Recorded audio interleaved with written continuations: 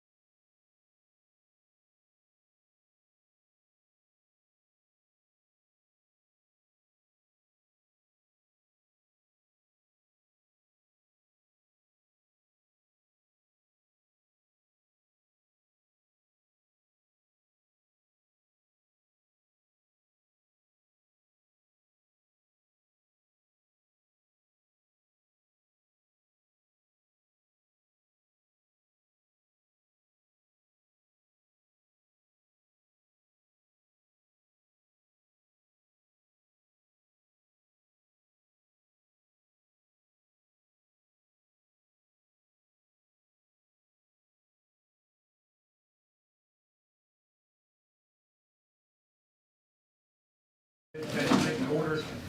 Board members, you have a copy of the agenda. Are there any changes? If none, I need a motion to approve the agenda. So moved. Brenda. Second. Good. All in favor? All right, next on the agenda is superintendent announcements. All right, we'll go through and kind of get started in the budget process. I'm gonna talk a little bit just to lay some context, and then Kathy's will come up and go through the proposed budget that you've been given to take a look at it. You're fine. It's been an interesting learning process last year and this year, kind of working on a school budget and seeing how different it is from a typical budget. Because there's a lot of ifs and things that go along with it because you're working with not solid in and out numbers. But a budget is always a budget. It's revenues, it's expenditures. So what I wanted to do is talk a little bit about context, and I shared this with you guys last week as far as taking a look at revenues and expenditures that we've been seeing. So I'm going to start on the revenue side. I took this data from the DOE website. You can pull this there. And I've got the whole state worth of stuff there, but I really want to look locally, just some systems around us, and talk about revenues and expenditures and where we fit in that mix, and then where we fit in the state. So this particular sheet has it sorted by PVD allotment numbers, so student count, PVD counts there, all the way from Dade County to Cherokee County. And then you've got your local, your state, and your federal revenues. That's where we get our things from. This is from last year. This is FY24. So you can see a breakdown of the local revenue we generated, the state revenue that we generated, and the federal revenues that we generated. And you see the percentage of our revenue that comes from each. So local for us is 26.6%, state is 65.64%, and federal is 7.76%. So if I go out here on the end, you can see the totals. Now we're in the green there. This is our total revenues earned. I've got it, you can see the total revenue there, but really the picture is revenues per child, per student, essentially. How much money does our system generate from local, state, federal dollars per student? So you can see ours there as compared to the systems around us. You also see the expenditures that we spend out per student when you look at it that way. So from a revenue side, we're just under $12,000 earned per student. When you look at the systems around us, you can see that that is a lot lower than the systems around us. The state average is a little over 15,000. So if I take this from a whole state look, we are the 4th lowest revenue generating system in the entire state. So if you put us up against every other of the 181 systems, not counting there's some little state chartery laws, but if you look at the regular 181 systems, we're the 4th lowest revenue generating system. So from a state, from a local, from a federal standpoint, that affects how our budget is done. Now you can say, well, why are we generating so low of revenues? Well, you've got the local side, The state side has to do with our enrollment, it has to do with how we schedule, how we do some things, and we're gonna talk a little bit about that in just a minute. And federal has to do with our enrollment as well, has to do with our poverty numbers and just the number we generate. I dare say that federal number's probably a little high because there's still some CARES money left over in that. And I'd say some of the other systems are probably a lot high because they were probably spent all theirs in the last minute. We had done a pretty good job of drawing ours down at the last minute. So that percentage is pretty true as far as what we typically get in federal revenue. But the state revenue, we're gonna talk about that one in just a minute, just to see where that goes. So state revenue, I'll hit that one in just a minute. From a local revenue side, that's of course generated from our local property tax digest. So let me get into, zoom this in a little bit better. If I take a look at those same systems and we talk about our property tax digest and how much revenue we generate there, you have your total digest there on the left. Now this is this current year's digest. I was using the DOE stuff from the year before, but this is the most current data I have. And you can see we had about $1.5 billion in digest, but about a third of that was exempted out with all the local exemptions we have. The homestead freeze exemption, the regular homestead exemption, other exemptions that exist. Next year, the HB 581 exemption will also be added onto that, but you can see that about a third of ours is exempted out, and then the net tax digest value, that is what is taxable for us with the millage rate and all those things. So you can see that exemption percentage as compared to the other systems around us. It's interesting. Dade counties is higher. The ones in yellow all have a homestead freeze exemption like we do. There's, I think, 36 of us around the state that have that, and we have a handful here in North Georgia. What I don't know is when they put theirs in. Like ours has been in place since 2005, so it's gonna have a larger effect. If some other systems put theirs in recently, it's gonna have a little bit lower of an effect. But you can see that 31.8%, and with 32% of ours being exempted out, that's revenue, essentially, when we talk about local revenue. So when we talk about why our revenue is lower, those exemptions, which are great for homeowners, it does put a strain on us. So 581, when that happens, we'll see the results of that next year when the tax digest comes out as it's being calculated. You can see the local millage rates that are there, and then you can see how much money has been generated in this column right here. That's the digest numbers that each system earns from their local dollars right there. So if I go kind of out to the end, you've got that kind of comparison of revenues and expenditures again. Now here last year, this is what all these systems, as far as the tax increases last year. Every system around us had a tax increase last year. Some as low as 138,000 here, some as high as 12 million here. So when we talk about those millage rate meetings, when you have a tax increase, when it's inflationary things like that, that's when you have to have the meetings. Even if you lowered your millage rates, some of those systems lowered their millage rate, but the tax still went up. They had to have those meetings. Ours went down last year. We had $300,000 less in local tax digest revenues last year. So again, the local revenue side, that kind of speaks to that. From a state side,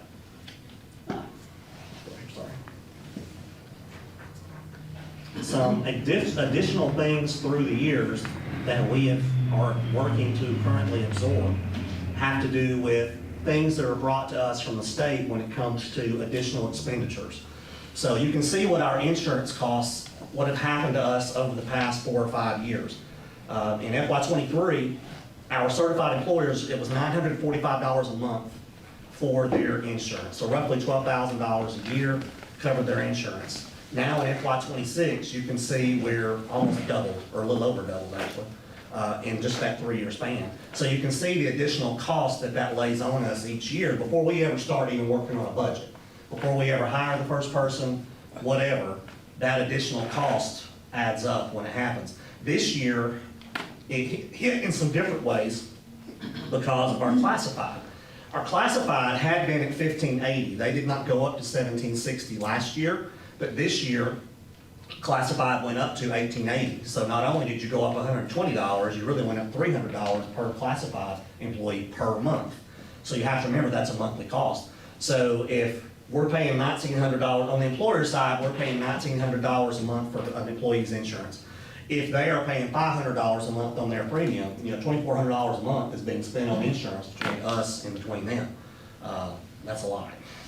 Also, as salaries go up, retirement goes up, but also the retirement percentages have gone up. So what the state requires us to put in on our side of retirement, you can see how that's kind of impacted us over the last few years as they continue to raise that number. And then salaries. When the state says, okay, we're gonna give everybody a salary raise, that's awesome, we love that. We also know that it only funds so many of our employees, so we have to cover the other side locally. So if they say, all right, we're gonna give you last year, we're gonna give you a $2,500 raise on the pay scale, that's great. It's gonna account for about 450 people. Now, the other people, if they're gonna get a raise of any kind, it's gonna have to come from the local level. Last year, that happened. So it actually went on the salary scale too. So not only is it going to be that year, it's gonna be every year after that because it stays on the salary scale. Last year, we had the bonus. It was the $1,000 bonus that we had. That was a one-time thing. The state sent us X amount of dollars to pay for so many people. The decision was made last year to give everybody that $1,000 bonus, so we paid for that on the local side. Now, on the end here is where you see our QBE state funds. So this is how the state gives us money. And you can see the last couple of years, we've gone up a considerable amount. 2.5 million, 4.6 million, almost 4.4 million. That was in addition to the year before. And so you can see those numbers. The reason why those go up, the state does pay for some insurance costs. A certain amount of employees, they do pay for those salary costs, they do pay for those retirement costs. So that's part of that increase. There's been some increases in other line items around as well. And then enrollment. QBE lags a little bit. So QBE takes 2 fall enrollments and 1 spring enrollment. So this year, you can see we only went up the projected amount that we got last week, the week before last, we only went up $538,000. So as we were working on this budget a few weeks ago, we were certainly not anticipating $4 million of increase in QBE dollars. That would just not make sense. We gave a very conservative amount as we were working on the budget. And then we got the number, and it was lower than our conservative amount, so we had to go back and rework some things. And this is allowing to a loss in enrollment. We talked last month about the enrollment changes. We went from 6,669 kids, if I remember right, to this year's QBE is going to be at 6,502. Now that's taking into account 2 fall cycles and 1 winter cycle. Now this year, we did, I believe, we did generate more money per pupil this year because of the things we did. And I'm thankful we did, because if we had not, we might have been less in QBE. So what I hope is next year, with 2 cycles of us generating more per student, and if we can get our enrollment to stop bleeding and to go up, then that number will have more revenue coming from the state side next year. So from the state, you get promises of expenditures you have to pay that we have no control over, but now here's the revenue you work with. So as we get into this, revenue and expenditure talk, and Kathy's going to go through, and she'll go through some of these on those sheets, I just wanted you to have a sense of where our revenue comes from and where we are. 4th lowest in the state says a lot when we're getting less than $12,000 per student to operate and do the things we do. Spending, I think we're the 23rd lowest. I have to pull up my sheet on the other side, I'm going to tell you. Pretty sure. Yeah, 23rd lowest. So you can get a sense. The state average on expenditures per child is $14,500. Isn't that in? We are just a little over, we're at $12,600, essentially. You can see the state average at the top. Now, the state average is also skewed because you have Atlanta area and some of those where they're spending $22,000 per student when you pull those up. If I go down here and look at these, you can kind of get a sense of where these are. And you've got these systems at the bottom spending this much per student. That's a lot different than us. But their cost structure is different there as well. And we all know that, but that's where we are. Now, so as we go through the budget, Kathy's going to talk about positions. When we worked last year on the budget, we talked about, we have been looking to by attrition, work on losing positions as people leave. So the last year, there were people's positions we did not fill once they retired, resigned, whatever. We had around 10, somewhere in there, was kind of what we predicted. And what we said last year is we're gonna do the same thing this year. If our enrollment's dropping, we can't keep the same number of folks that we have because we would be over allotted as far as what the state goes. If we had extra money, we could do that, but we don't as we're looking at our money situation. So this year, I believe right now, as of now, we are at somewhere between 11 and 13 positions that were not filled out in the schools. And then we'll see what happens over the summer. And I say 11 to 13, because there's a couple that are in question right now. Over the summer, as things happen in the summertime, we'll look at it and say, okay, do we need to rehire that, or can we shift some things around there? Some things we're gonna have to rehire. We don't have a choice. Some we can shift around. We've also got some positions on the classified side we're working at. Can we double up some things, combine some things? And I know one question you guys get a lot is, well, what about central office? What about central office? What about central office? I know you guys have heard that. Here's a historical look at what numbers have been like at the central office for the last 16 years. Down at the bottom is the total. You have it by department. In the last year and a half, we've cut the central office staff by 10%. So it's not just out in the buildings where jobs are not being rehired. This isn't a matter of firing anybody or asking anybody to leave. This is, if somebody leaves, is there a way to combine? Is there a way to do? Last year, there's no assistant superintendent. This year, we've had some things we've combined in some different areas. Technology's had some people retire and leave, and they've kind of shifted some things to work in there. Enrollment, we had really 3 folks down there last year, paid in different ways. Next year, we're anticipating 2 people down there, along with Tara, who works part-time in enrollment. Last week, we had our administrative secretary's position. She's gonna move into accounts payable and work on some board stuff for me, so we're not gonna have an administrative secretary in my department. So like, everybody's feeling it. We're working on these things, and some things will come up, and maybe we have other opportunities to do. But as you can see where we are, the idea that we are over what we've been in the past, the numbers don't lay that out. So everybody's kind of feeling it. So as we go through these cuts and we talk about things and how it impacts everywhere, not just in our schools, and impacts here as well, because the work has to be done regardless. And so I appreciate folks that have been able to shift some things around to help and make that happen. But I'm gonna let Kathy come up, and she's gonna kind of take you through the budget side of things. I'm gonna give her this computer back, so she can do her thing. But I want to lay a little context. Any questions about any of that stuff before she gets started?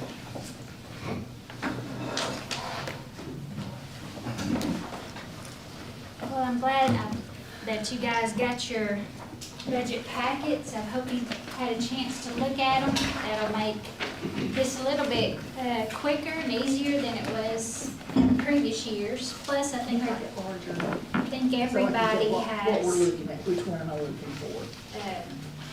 everybody has been able to be through a budget presentation, at least either as a participant or sitting on the board. So the first thing we're going to talk about is the fund balance. So those are the 2 pages that I think Danielle just laid out there for you. Should look just like what's up here on the screen. That she handed us last. I think she put it down there for you.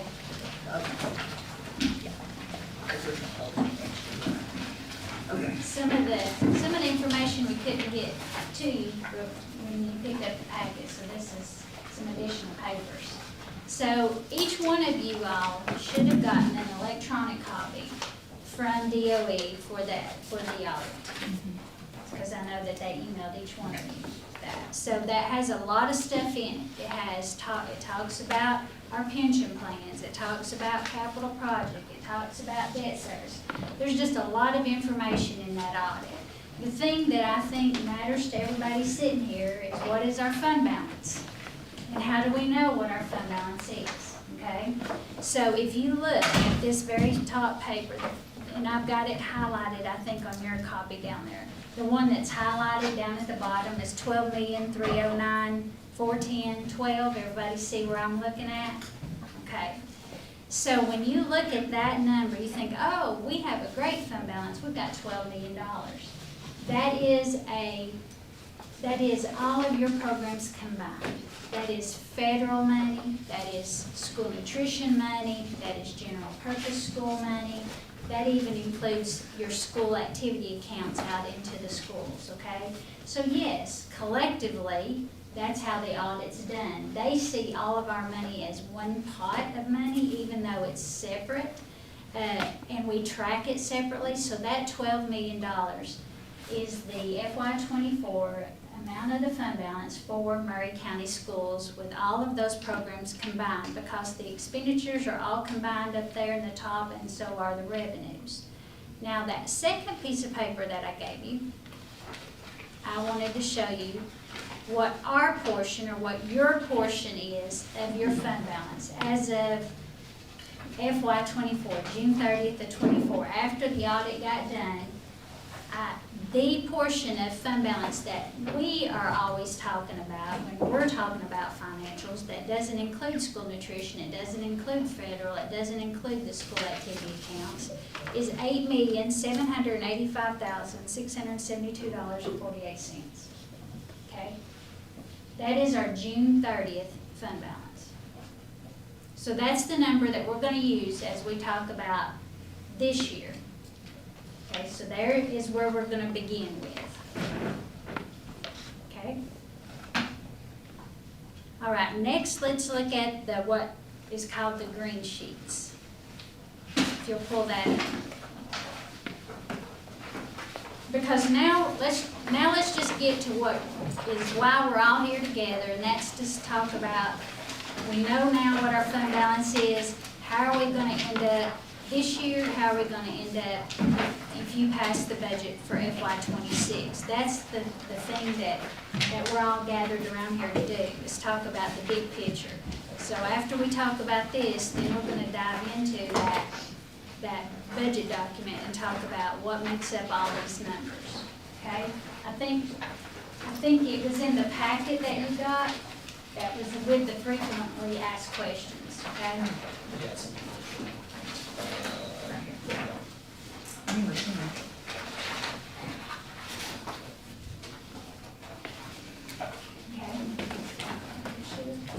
I know. Yeah, there you go. Okay. So let's talk about the current year's budget revenues. So we are estimating, based on the fact that these numbers are actual numbers through the end of March, and then the estimate of what they will be for April, May, and June. So if these numbers are correct, we should collect around $77,071,613 for FY25. We know what our QBE numbers are going to be because we've been given that allocation, and we know how much we've collected and how much is remaining. The local property taxes could be a little bit more, they could be a little bit less than what's on what you're looking at. The local other taxes are a lot of the other taxes combined, and a lot of our other revenue sources, such as Medicaid, such as the Georgia Fund 1 interest. All of these numbers are combined together into the numbers you're looking at. But we guesstimate that we're going to get around $77 million of revenue, okay? We're doing the same thing for FY26, the next column over. We're saying that based on how revenues have come in previously in the past years and how they're coming in this year, that we estimate that we're going to get $77,950,030. Now that's not a huge difference like we've seen in the past. Well, why not? Well, we just talked about the fact that QBE only came in $500,000 more. And your budget for a school district is driven by your QBE, and it's driven by your local tax dollars. So if you look on that very top line, we're estimating we're going to get $16,916,954 local tax dollars. That's exactly the number that's on there for FY26. Because we're saying that if the millage rate stays the same, then those are your local dollars that we feel like you can base your budget on. Now, could they be more than that? Yes. They can be more than that. Past taxes could be paid, growth could be, overall growth in the county can impact those dollars. But what we don't want to do is overinflate that number and not collect that amount and base your budget on that.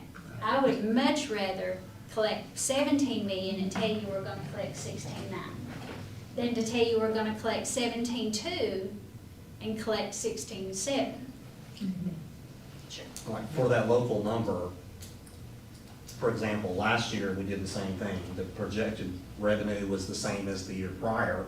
And then when the tax digest came out, it was projecting $238,000 less.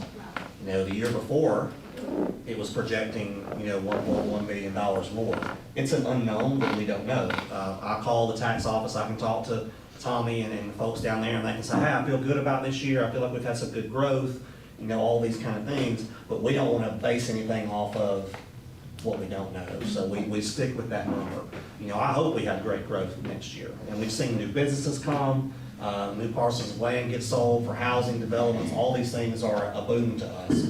That helps. That's new, real growth that's gonna come along, and that will eat into the deficit that you'll see later on, when and if it comes. But we also don't wanna, some systems will talk to their people and say, hey, we're expecting a 15% increase, and they'll budget a 15% increase, or a 10% increase, just to kind of hedge their bets.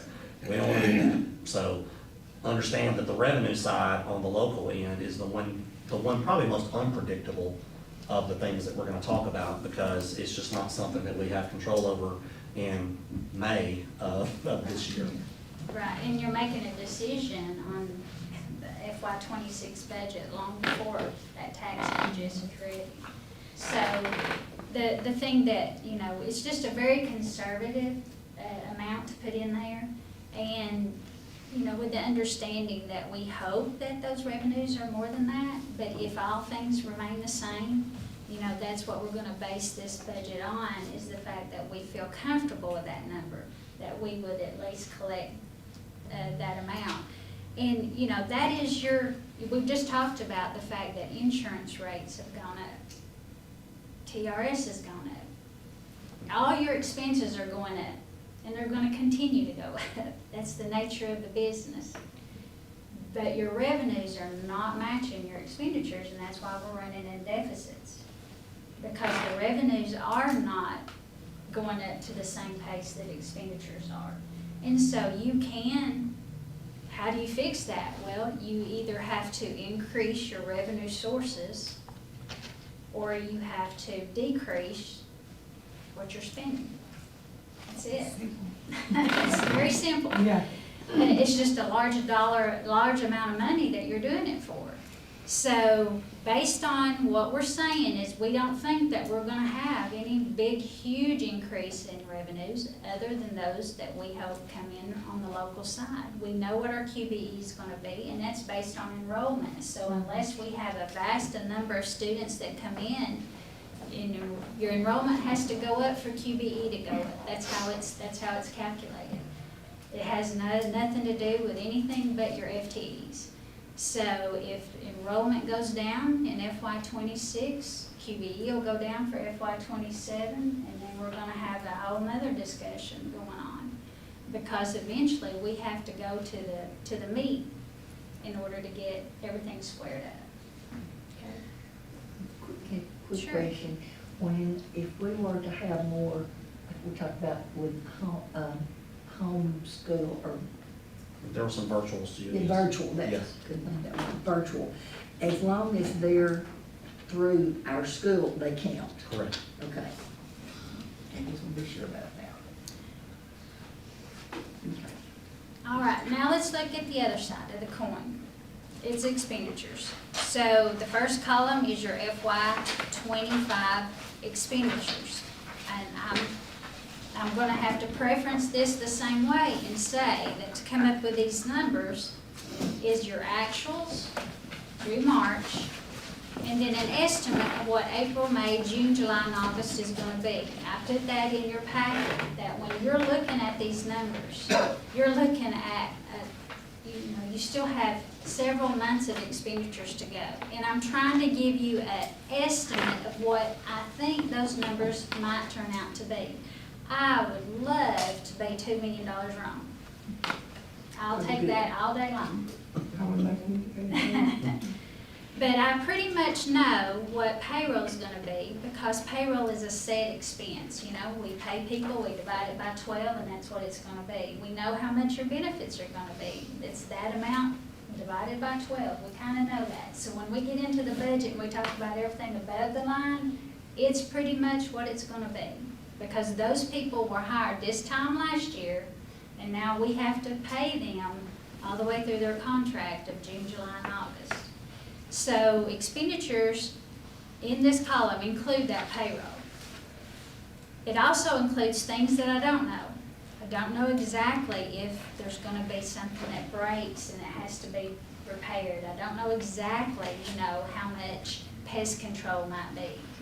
I can't tell you exactly what electricity is gonna be and water's gonna be.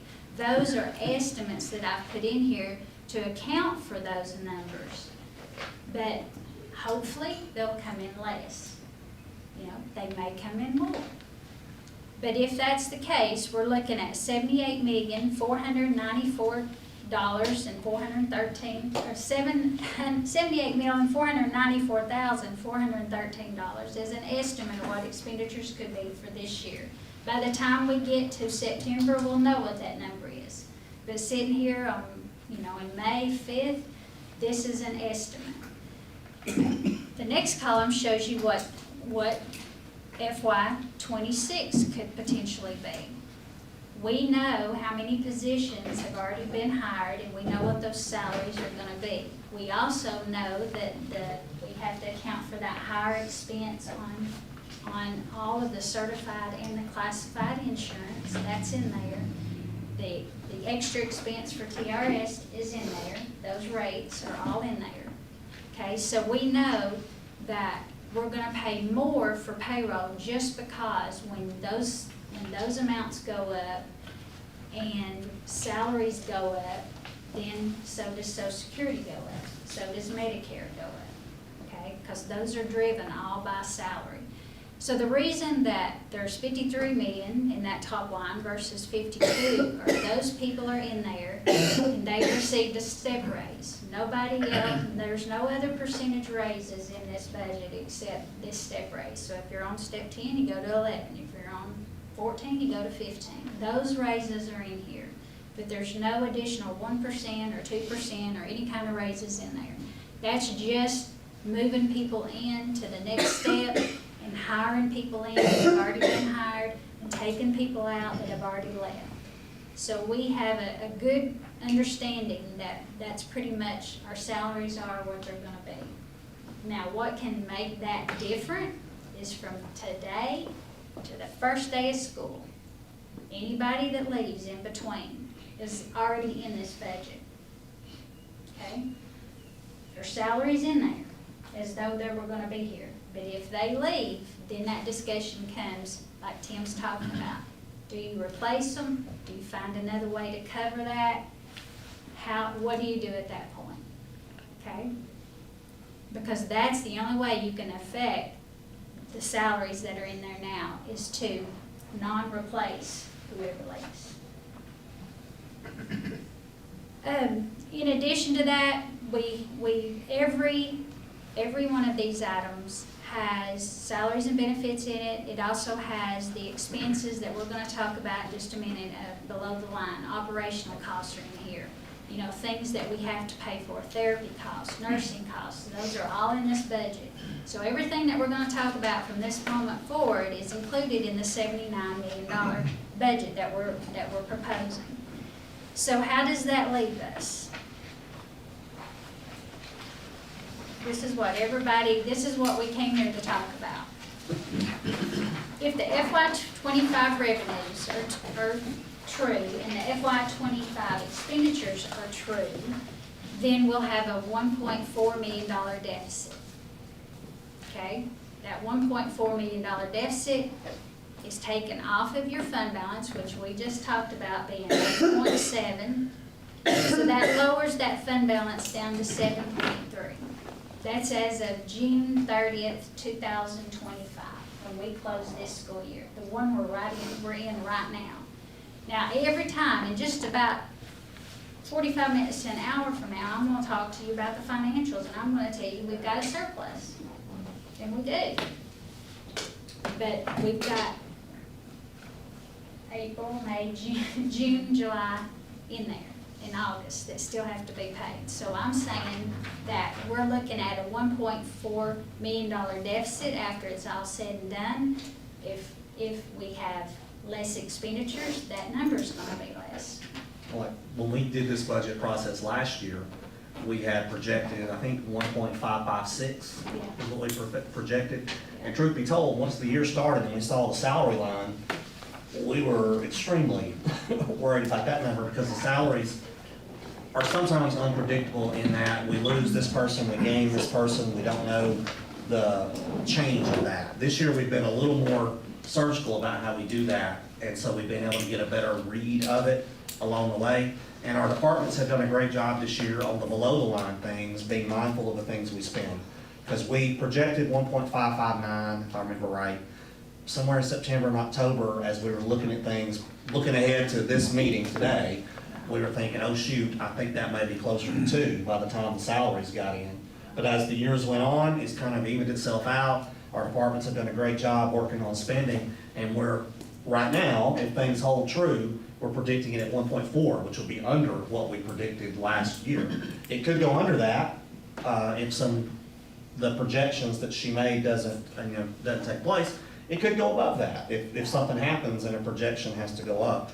But I feel much better about it on May 5th of 2025 than I did on October 1st of 2024, because we were looking ahead to this day then, kind of sweating it. So I've told our department folks, they've done a good job about being mindful of the things that they've spent this year. I've had several of you guys say, seems like we have less POs this year.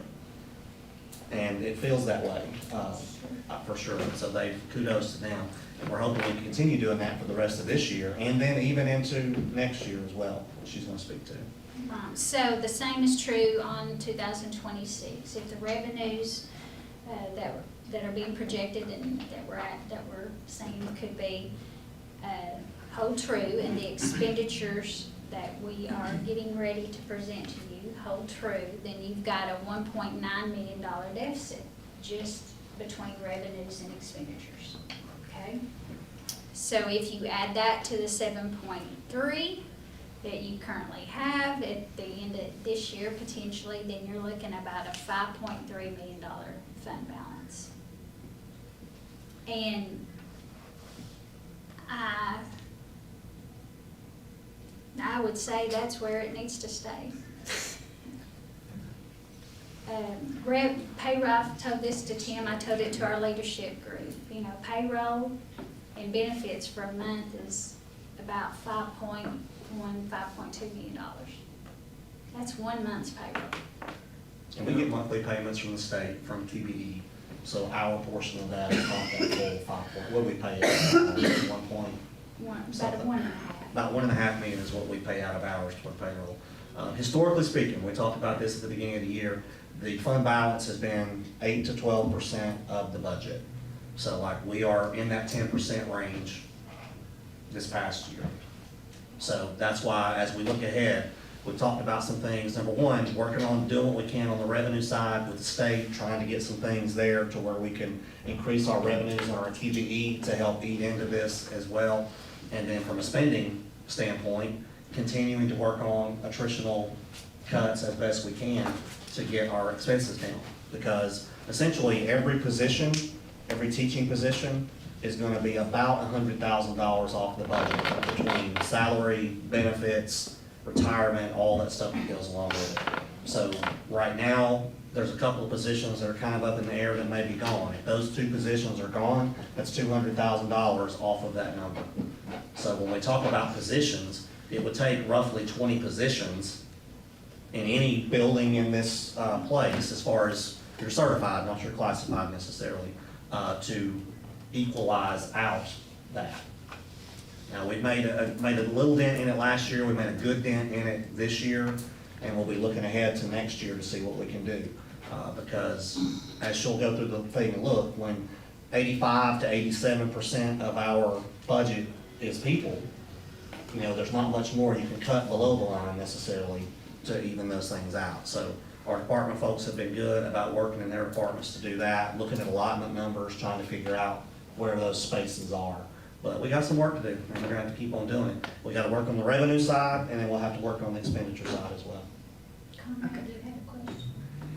I was just sitting here thinking, you know, general rule of thumb, you don't want your fund balance to be anywhere less than 10% of your total budget, which that would need to be 8 million at the end of 2026. And if we're 5.3 million, that's gonna leave a lot of people uncomfortable. You for sure, to be able to make the payroll and sitting here knowing, you know, what things, you know, we sit here, a lot of unknowns. And if they don't happen, you know, like we anticipate, we can get ourselves in a real bind. That's uncomfortably low, to me. I got a question. Okay, so the ending balance from this year goes over to the beginning balance for next year. Okay, so next year, that ending balance would go over to the beginning balance for We did next the year. 27. Okay, and then if we've got, 2 million. that's like no money. Right.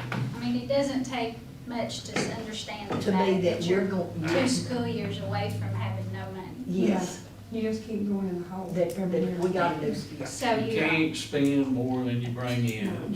We've gotta That's like the stop it. house. Home. Stop the speed, spending. Well, then we'll go through the budget and You know- we'll talk where our cuts are this year, and then Okay. we'll ask some questions about where that's gonna come from, because budgets are two sides. And like that's why we started out, the revenues that we get, the expenditures that we have. And so, as we go through this and talk about these expenditures and places we've cut already, you go back to where we talked about some of the expenditures that come on are not of our doing. And that's where we're having to try to adjust and make up for it even more, because they're not under our control. When we knew going into this year, $1.5 million roughly was gonna be the increase of all of our employees for benefits and all that stuff before we ever started, the process. We knew that was gonna be a thing. So, some Well, I expenditures we mean, can can I control. ask, I know we talked about, and I wasn't part of that discussion, I was just in, you know, in attendance, but a lot of the reason that we're in this situation is because of the CARES money, the extra money. Then, so what did we take on with that CARES money that we're not looking at now and saying, hey, this is, the CARES money's gone, and we've got to do something, whatever we did with that, it can't be anymore. Like, what did we put in place with that money that we can't say, hey, it's gone? Yeah. Some of it was, you took on art teachers in elementary school, so there's 6 positions there. You took on, they needed extra help in the office to work on things as far as having to do all the COVID things and whatnot. And they made those folks bilingual so that they would have somebody in the building to translate and do the things that we need to do, which we have to do by law. We had some federal staff that were down here to help with that previous, but it was too much for them to do. So that was added in, those were ESS costs. There were interventionists added to help with learning loss as it went. So that's really the main function of positions that were added.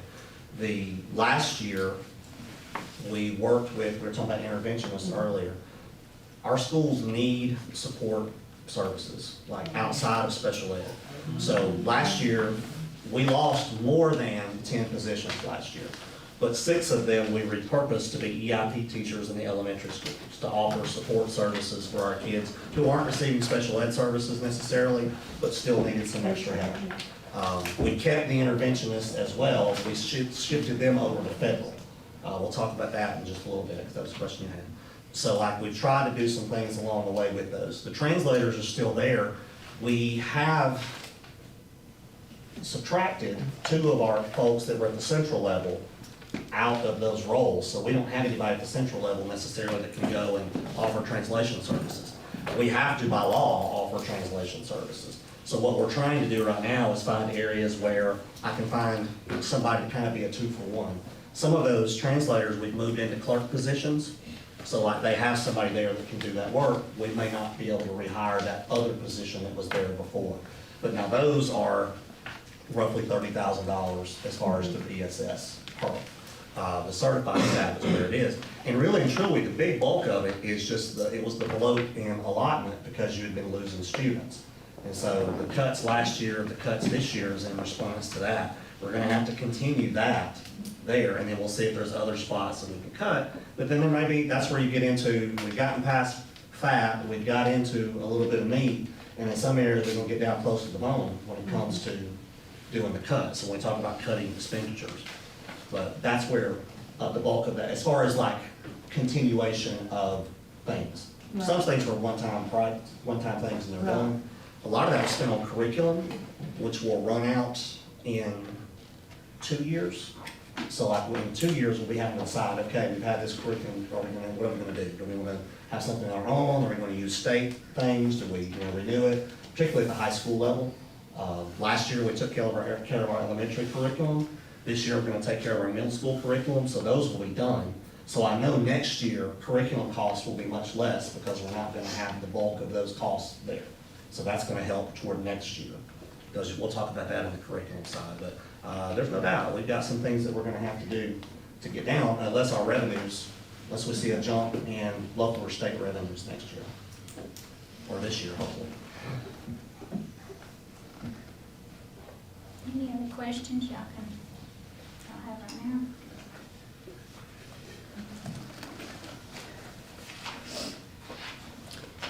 Okay, let's go ahead and let's look at the revenue portion of the budget. So, I did leave on this portion the 3 years prior revenue, because you can see where in 22, revenues, Right. Wait, we switch pages. we're on the actual packet. There you go. So in 22 to 23 to 24, you can see the jumps in revenues. So those are significant increases in more or less your QB. Some local revenue accounts for that as well. But that goes back to where we've almost reached our peak as far as revenues are concerned. We know with our enrollment that our QBE, unless enrollment goes up, QBE will not go up. If enrollment continues to decrease, QBE will continue to decrease. So we know that QBE is what it is for this upcoming school year. The local revenue side, we feel like that with a projection of 16.9, we've collected around 14 million as of the end of March. So hopefully we'll hit that 16 million mark before the end of our fiscal year. So, but without, and if the millage rate is going to remain the same, and without any potential other than maybe new growth, that is going to be, your peak of local taxes. Other things in there, of course, you get a little bit of money from the forest land. I'll just go, I'm basically looking at the second column, the projected 2025-26 revenues, because what's been approved as of 24-25 is getting ready to go out the door. So we're looking at 25-26. So I'm looking at that second column over there to the left, and we're talking about the property taxes staying the same. We've talked about it. Hopefully it'll be more, but if not, we're at 16.9 million. We've talked about forest land money that we get. Yes. Okay, forest land, is that like so much an acre? I have no idea. It comes through on the tax digest. I got something the other day where I talked to somebody at Marjorie Taylor Greene's office, because there's some federal stuff that has a hang up there. And they said that On the next budget, I think there's some money allotted that would jump that up closer to 100,000, but that's at the federal level. There's some wonkiness in there when it comes to that forest land stuff. Yeah, but we got a lot. I mean, almost half the county. Well, and is- that's not exactly how they calculate it. I think it has to do with something else, but, Well, maybe they need to recalculate. If you look at our map, all east, I mean, it, I think, what is it, one third of our land is, Federal land. federal, yeah.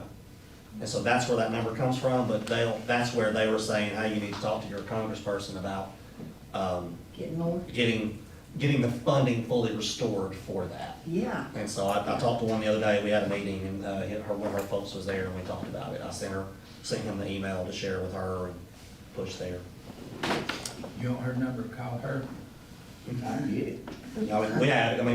We stay in contact with them, when we need to, but, Well, Yeah. that sounds like something that needs to be pursued, so we could, like, diligently. So you're talking about people who can't even maintain their own roads. That's just saying, yeah, I mean, Yeah, it is, it's been around that amount, you can see for the past 3 years, so there's not really been, it's actually went down. But I mean, you look at, say Whitfield County, their whole county's people, but we're not. But yet, I mean, it just don't seem fair to me.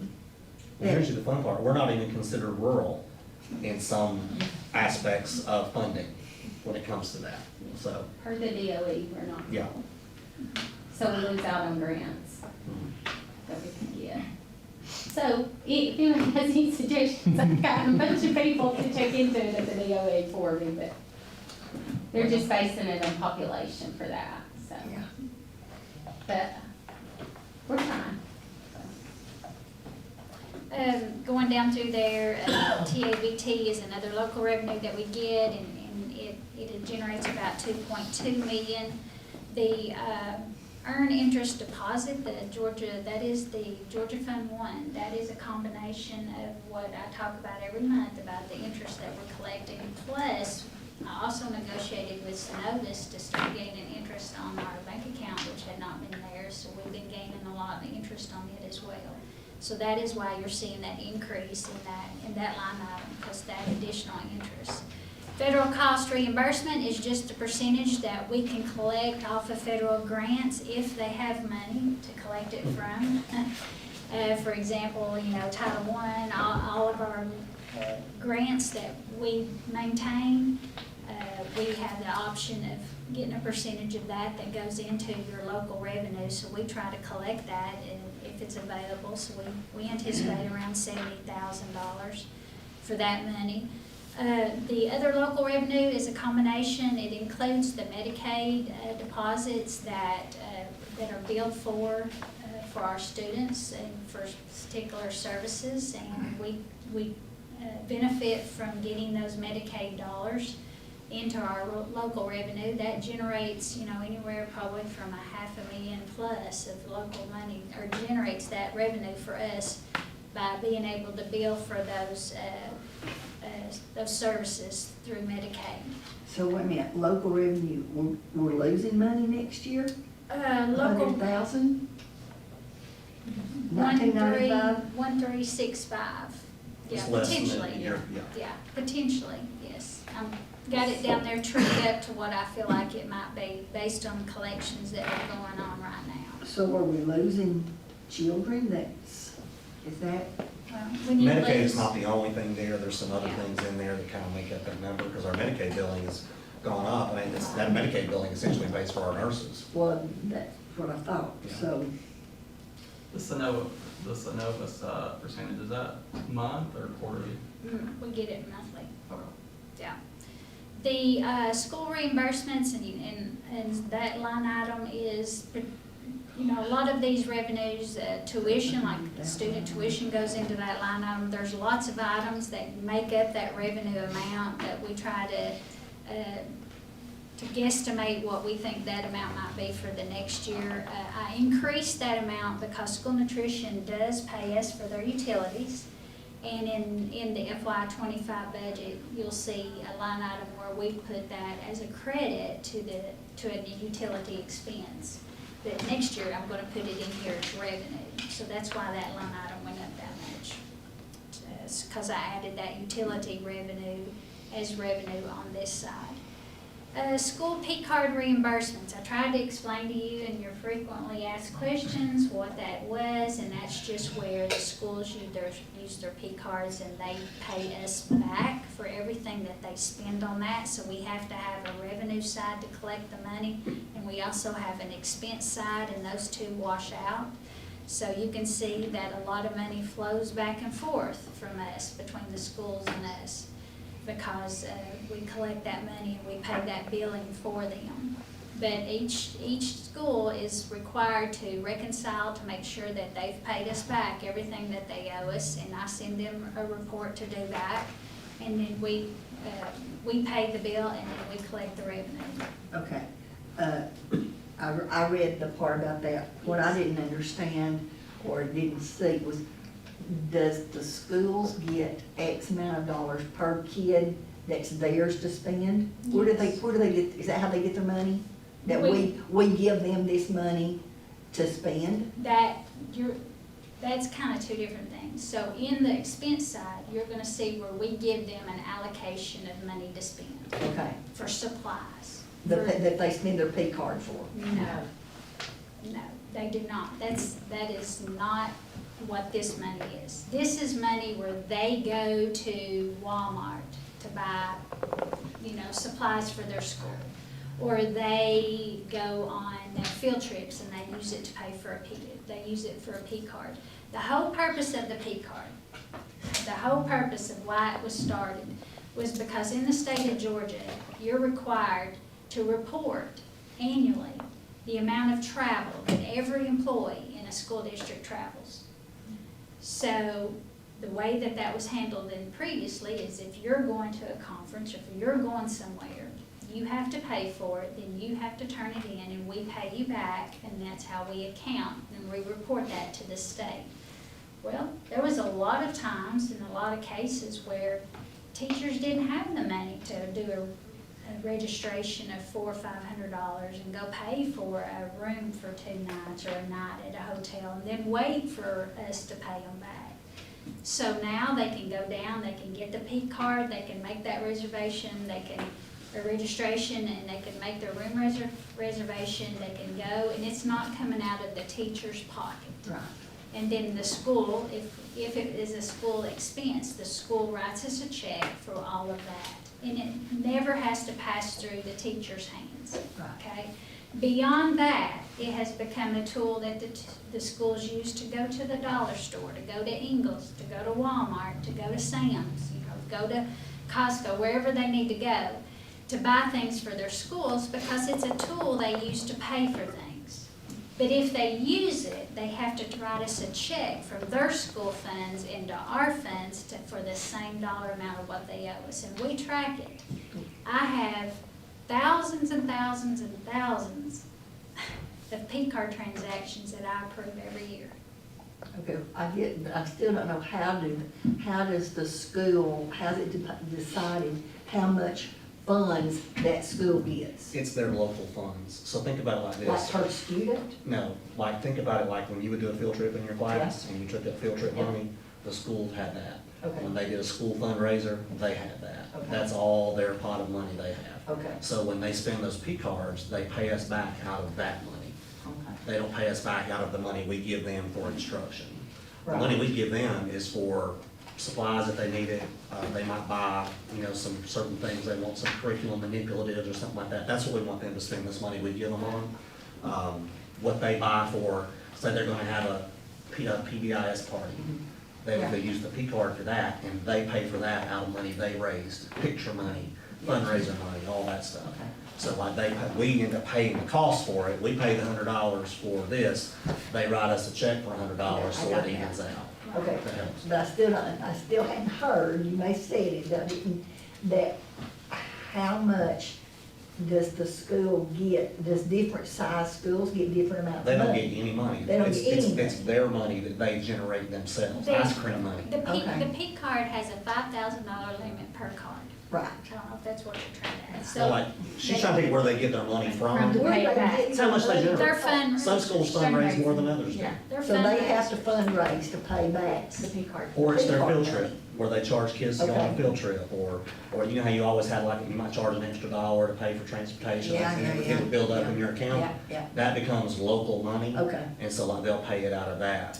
They're not taking that P card and spending it on curricular things necessarily. No, This I is- knew that, I just didn't, I was just, I guess, in a way hoping, but in a way not, that we were giving them money Oh, no. as per, like, per school. So let's say But we're that, not. let's say. If we're that- not, it's okay then. Yeah. Let's It's say okay. the middle school has a concession stand or something, Yeah. that they wanna go to Ingles and they wanna get Cokes and Little Debbie's, and they're gonna sell it at their concession Yeah. stand. In the past, they would have to go over to the Ingles, set, charge it to an account, come back, bring receipt, school And then bookkeeper pay would the write the bill. check, Yeah. they'd have to take it back to Ingles or send it to Ingles in the form or fashion of a paper check to pay for that expense out of their school money.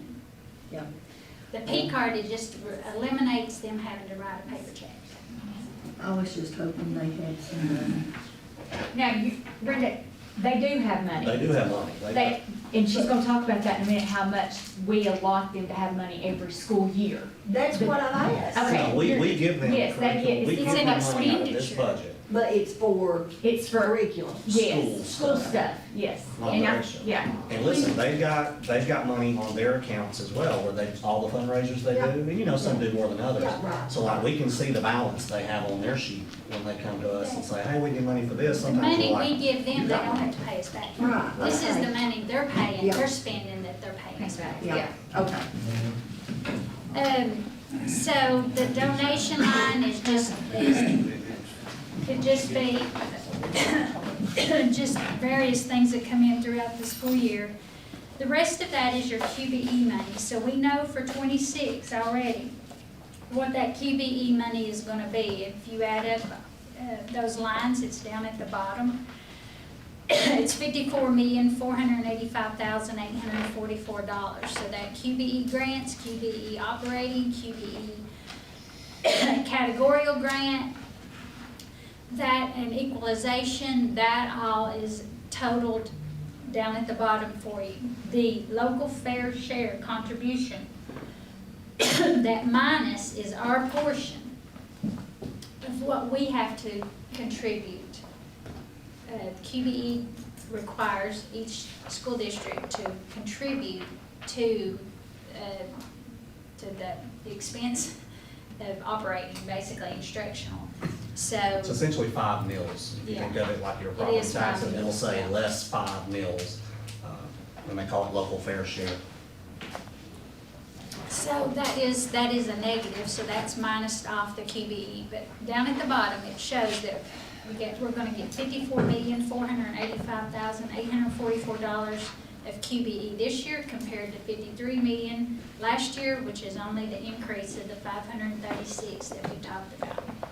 The only way that number changes is if enrollment changes, okay? And then the other items on there, we get grants, other state grants are in that line item with $1.3 million. That includes the security grant that's in there, $756,000. So when you get a grant, then you have to have a revenue source and you have an expenditure source. So you'll see that over here in just a minute when we get on the expenditure line, okay? But with all those things added together, we think we're gonna have around $77,950,030. And, compared to the $77 million that we think we're gonna collect this year. The difference between those two numbers is the $500,000 plus in QBE. We're just not comfortable overinflating our revenues any more than what we think we're actually gonna get. It's a very conservative number, but it could be very actual. Yes? when we talk about grants, what, do we have, is there a sheet, is there something that comes out from the DOE about what grants or that you can apply for? Because I feel like that, well, I know we've been told, the board has been told, that there's grants out there that this school system is not applying for. And that they're just sitting there and they're just not being applied for. So, I mean, how do we know what grants we're eligible for, or why are we not applying for them, or are we, and we're just getting told no, that we don't qualify for them, or what? There's a How's couple that? of things there. Some of them we may not qualify to be able to qualify for. Some of the rural grants, we can't qualify. Yeah, I can speak for CTAE, Yeah. cause I think it's kind of different per probably departments Okay. too. It is on the DOE things that we can apply for. So like I applied for 4 or 5 of them last year, say, cause I don't care, I can write a grant all day long, whatever they need us to. But there's one question on every one of my CTAE grants. Are you considered rural per the DOE? And it's got a picture, it's got a map, you click on it, and I have to answer yes or no per what the map shows, so I have to say no.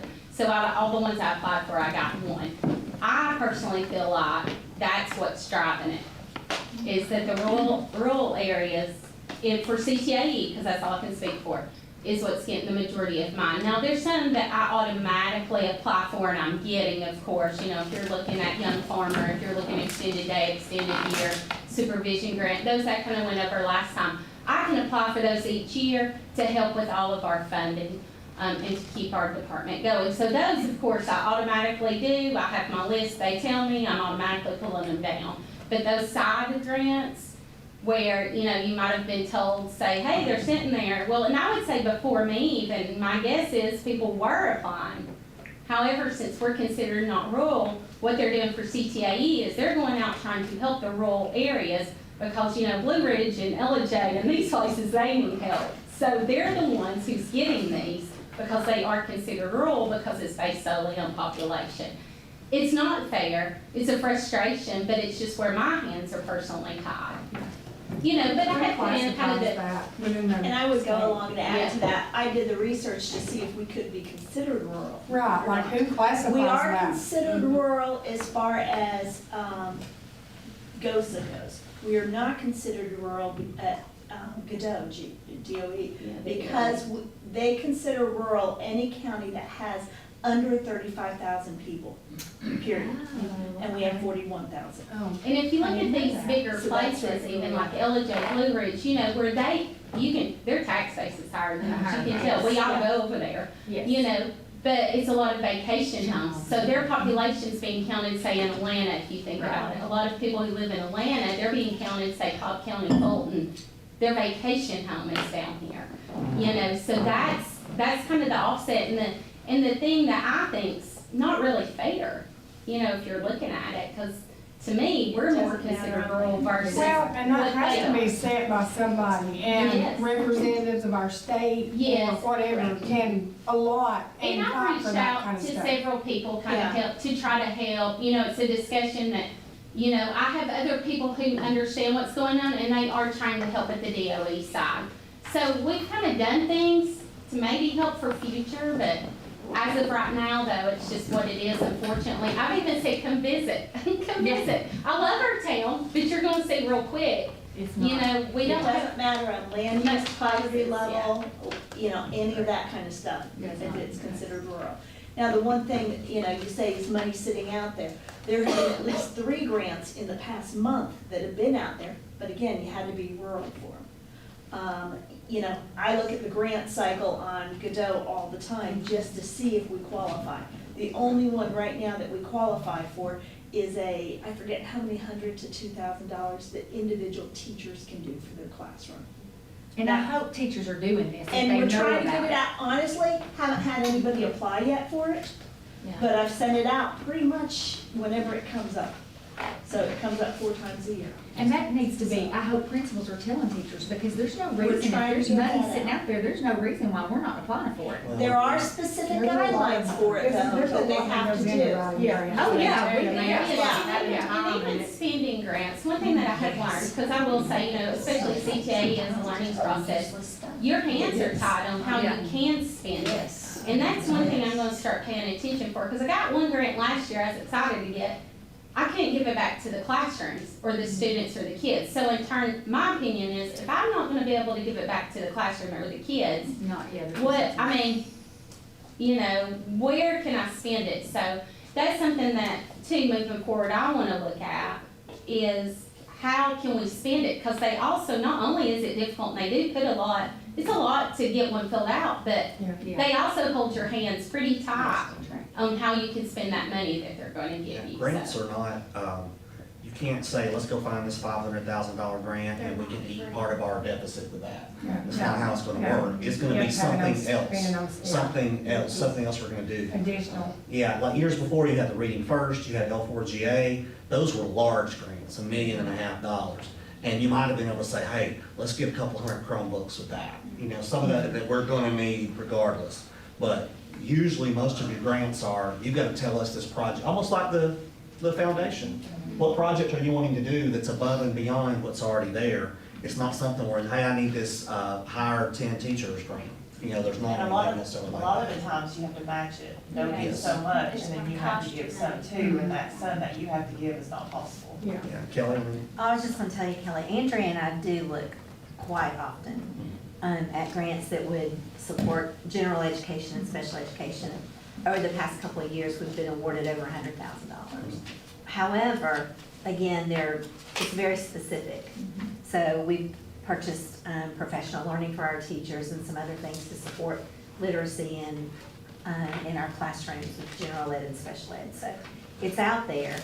But there are also some, like the grants we've gotten might have been $50,000. It helps. I know it's a drop in the bucket. It took $50,000 off but of our it general takes- budget because yeah. we pay for professional development with those grants. I apply for the high-cost grant every single year, and there's other grants that I can apply for, but it does not apply to our system, Right. kind of like they say. So the ones that do, I apply for, and we get money for it, but in addition to what Kelly and I have applied for.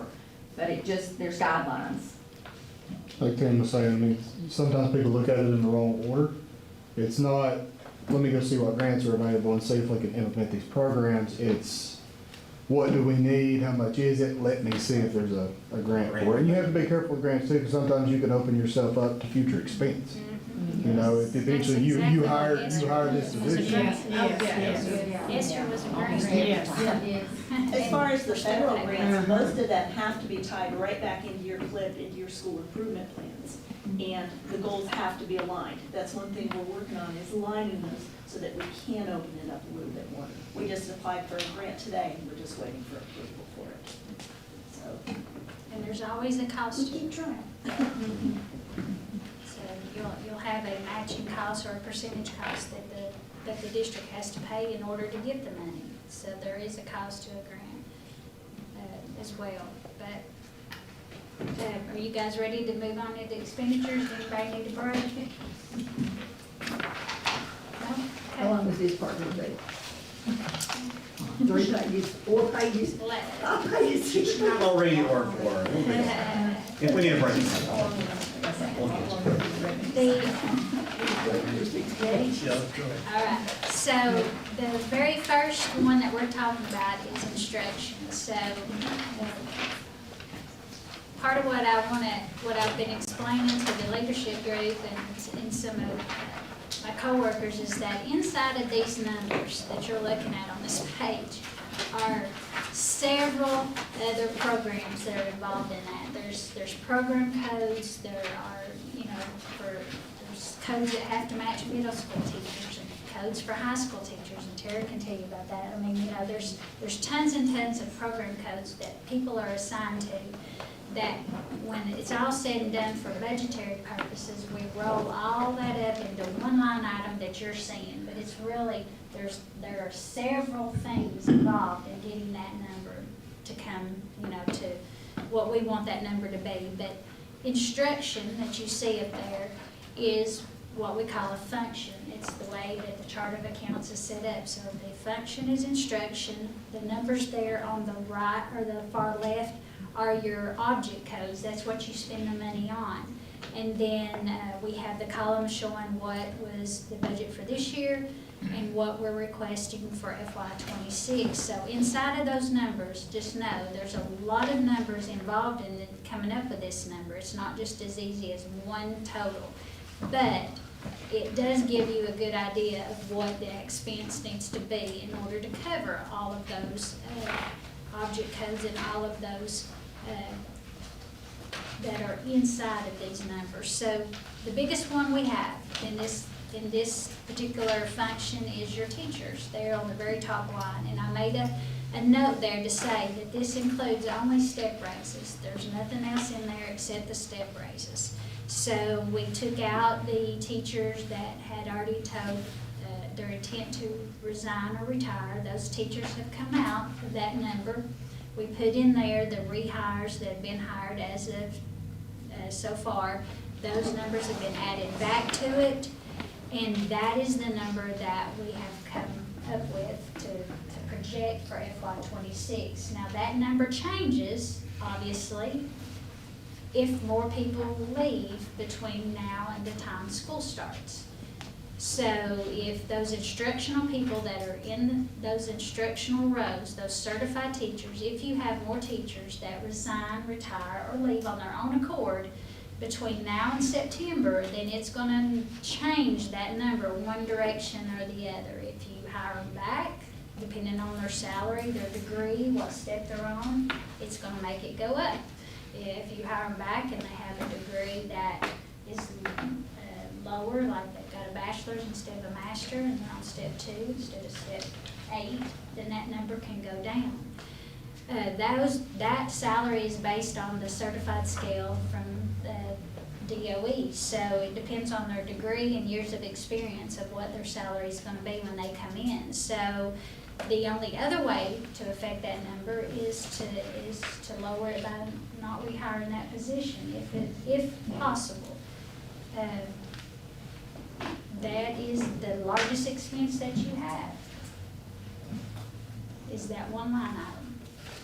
So the decisions that are made affect that number greatly.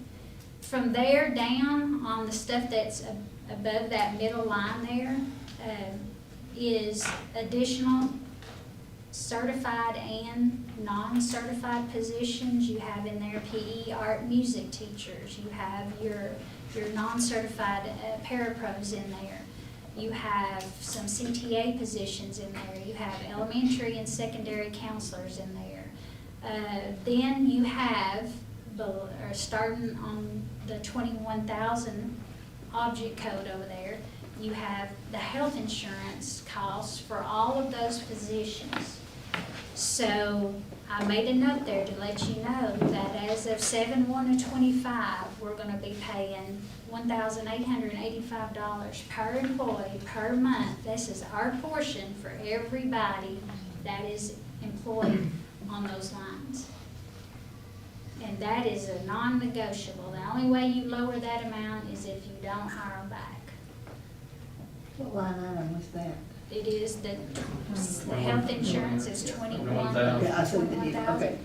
I just couldn't find the amount you said there, I found it. I'm question. Okay, the aid, care pros, all that. Okay, now those are the ones that are Murray County employees. That's not Correct. counting the ESS people. Correct. Correct. So they're gonna be somewhere else. Yes. Correct. Okay, Everything above the line there is all payroll and benefits. okay. And that's current employees that are currently hired right now that are gonna continue to have a job in FY '26, with the exception of those that have resigned or retired have been taken out, and those that have been rehired have been added back.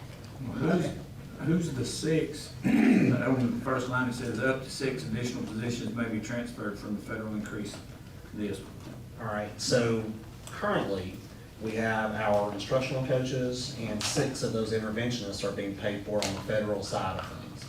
So we're not having to absorb their costs here. Okay.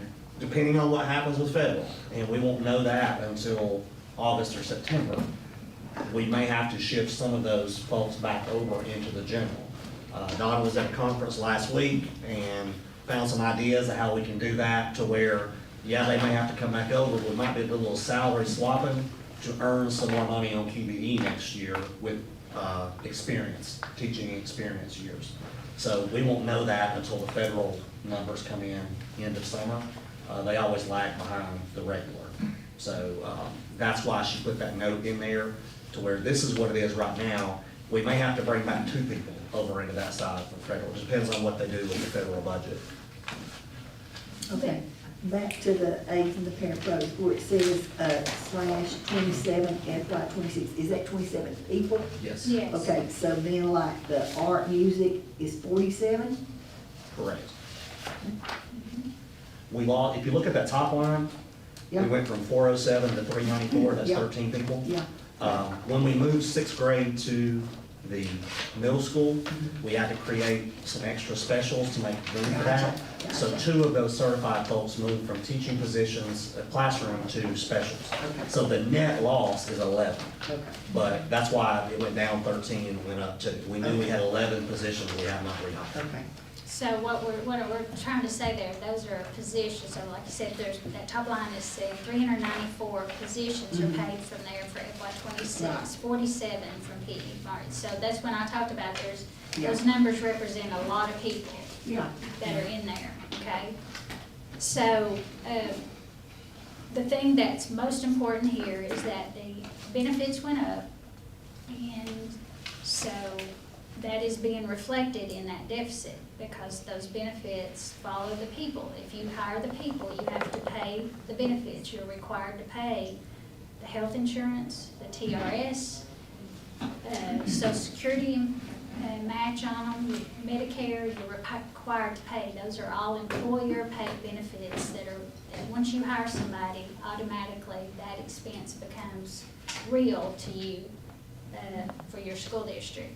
Now, the things that are not in here is you don't have like school nutrition employees in this budget. Right. You don't have federal people that are paid from Title I or Title II or Title III in this budget. They're separate from this. IDEA, do you have positions coming out of IDEA? We have special ed bus monitors and special ed parapros. Parapros, yeah, so they are not in this budget. But what happens is sometime in August, late July maybe, sometime in August, they will get notified of how much money they've been given. And if they can't cover those salaries for those people that are currently paid from there, then the decision is made. Do you not have those people anymore? Or do you roll them over into the general purpose and you pay for them? So currently, what we're saying is they're not in here. But there may be potential of 6 people or 7 people out here that may have to come over here if you want to pay for them to continue to keep them. If not, there is no money anywhere else to pay for them. Okay, are they our employees or ESS? Our employees. Andrea's Everybody, are ESS, her parapros. Yeah. Some are are part. ESS and some are staffing, ESS staffing, and some are Murray County Schools employees. yes. There's a mix. There's more ESS staffing than there are Murray County Schools employees. Well, it's like that in all of our parapros and everything now, isn't it? The mix, it's a mix, and on the title side, those are our employees. They were people that took those intervention jobs outside of the classroom, so that's what we're kind of waiting on the federal money, and Donna's got some thoughts and some things to help us. It may not be able to save us money, but it may be able to generate us more revenue, so it kind of offset the cost of that, based on what she heard last week. So I'm waiting to hear on that, we'll know later in the summer. Tim and I have talked about it. The way to eliminate your $1.9 million deficit is on the top line is 19 positions.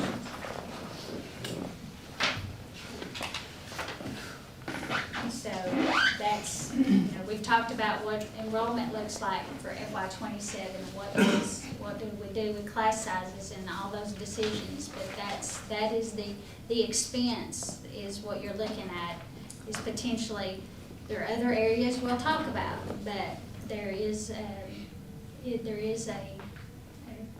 cost saving measure there, but it involves not hiring back 19 people that leave. It's not cutting 19 people. It's non-rehiring 19 people.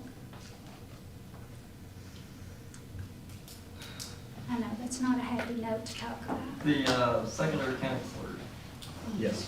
it says 7, because the one's moving to the graduate coach.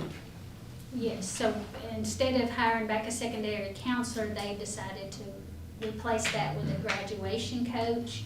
And it just has to come out of a different object line. It can't be coded the same way as a counselor can be. Is that referring to the number above it?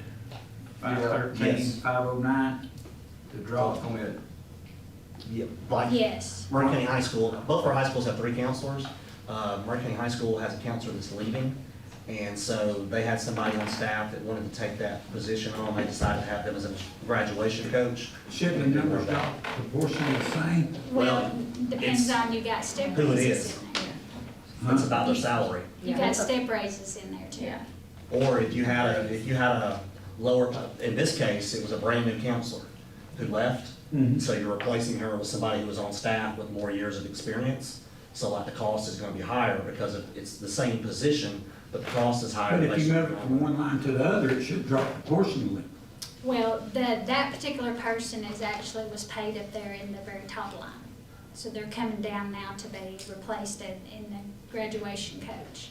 So then the person who left as secondary counselor was taken out of that line for their position. And then you add back to that the step raises for the people that are still in that, being paid from that line item. So, And those are generated out of our payroll software. Like it takes everybody that we have this year, rolls them up to next year, gives them their salary, their new pay, and then we can peel people out and move them around a little bit. So that's why it's hard to that's why I was worried about the salaries last year, because when you replace one person with another, it's a different salary, it's a different pay, and so it's kind of hard to do I got that. another question, Dean, and this is just off the top of my head, based off what I'm reading. It says you're replacing a counselor with a graduation coach. Yes. Now you're telling me something out of the top. Are the counselors included in the top of that? No. No. So you're telling me it's a teacher that stepped down? Yes. mhm. To step into that graduation coach role.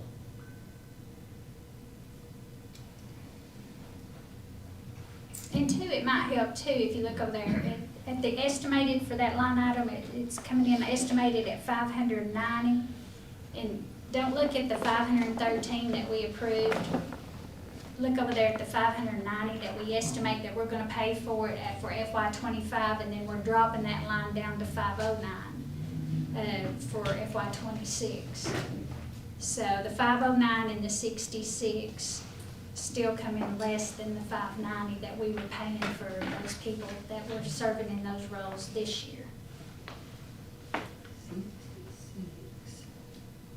Every time that we do a budget, I promise you, that's why I kind of put that in that very top frequently asked questions, because you can't look at what was budgeted over here and compare it to what we're asking for this year. You kind of have to look over here to see what was estimated that we might spend this year, because in the school year, we might find people that are in the wrong category, or they're in the wrong program code, so we move them to where they're supposed to be. So people are moving within those budget line items all the time until we get it set to say, okay, this person is paid in the correct line item. And we have to look at it a lot. And as we look at replacing people, are we looking at, I know, I'm not saying a lesser qualified person, but we all know I could have a master's degree or doctorate degree, and I might not be as smart as Kathy or as confident as Kathy. Are we looking at hiring people that are on the lower salary side? Well, it's weird because with the way the state funds things, the state funds everybody at the same rate. They're gonna give you a level 1 teacher rate. So they're gonna give us that money. And then they come back.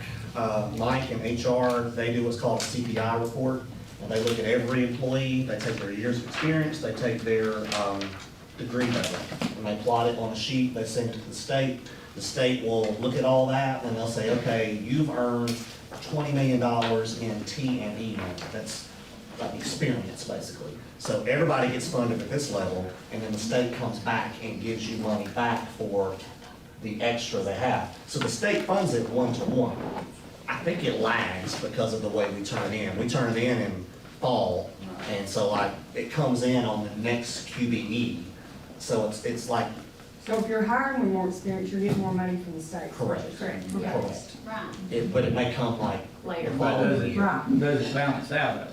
It should, yes, because they pay you for your years of experience, they pay you for your I degree. mean, I'm all about hiring, the best person for the job. Oh, yeah. But In the short run, you could probably say, like, if somebody left and we hired somebody immediately to replace that person for the rest of the year, we would save money that way. But in the long run, the state is gonna fund it. how high does the state allow you to go with your education The doctorate, for every teacher? yes. So do you really need somebody with a doctorate degree teaching first grade math? We want to find the best people we can find. That doesn't always mean the degree. So like. Well, and that's what I'm saying. Yeah. The principal. That's not hiring, you can't stop them from continuing their Correct. education, and that's where you run into It's the some only way to mistake. get a raise. It's the only way to be ready. That's why people go back and get degrees. But the state also kind of came down on that to where they said, all right, you've got to get these advanced degrees in your area of work. Because you had a lot of people that might have had a degree in leadership and administration and they were still in the classroom. So they put some controls in there to try to stop some of that. That's good. Now, the state has their salary scale, and then Murray County Schools adds 9% on top of that, to that salary scale. So, if I'm getting 70,000 from the state, that teacher's salary is gonna be probably 76,000. That's just to compete to get some. Correct. And so like if you look at systems around us, theirs vary. Ours is a straight 9%.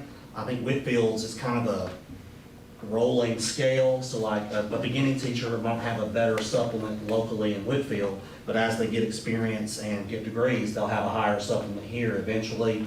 It's within, $1,000. It's not crazy as it rolls in. Dalton's, of course, is higher, but when you look at that local tax digest, that's why. They've got more fun, they've got more revenue coming in that they can do that with. So that's where if teachers come back and say, well, hey, we're gonna get a cost of living raise next year, we don't have the revenue to do that.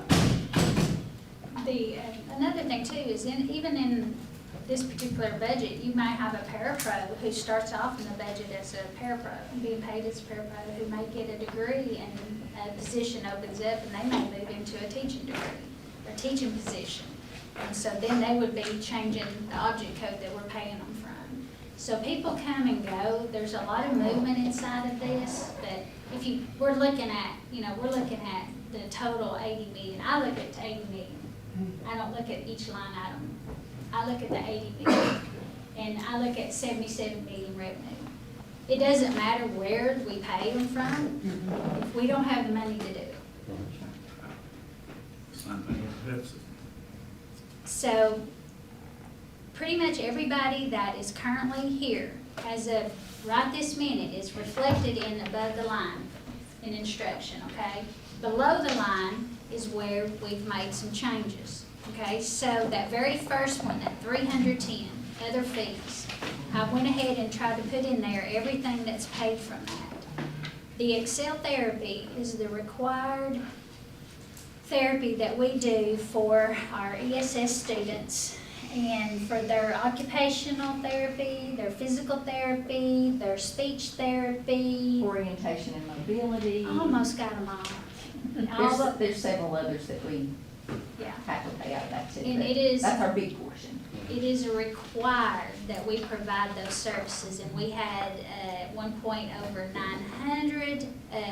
Special needs students were probably below that now. Are we still at No, that? when I looked last week, it was I think around 930 something. Yeah. We drop in the fall and we Yeah. always increase in the spring So, because people qualify.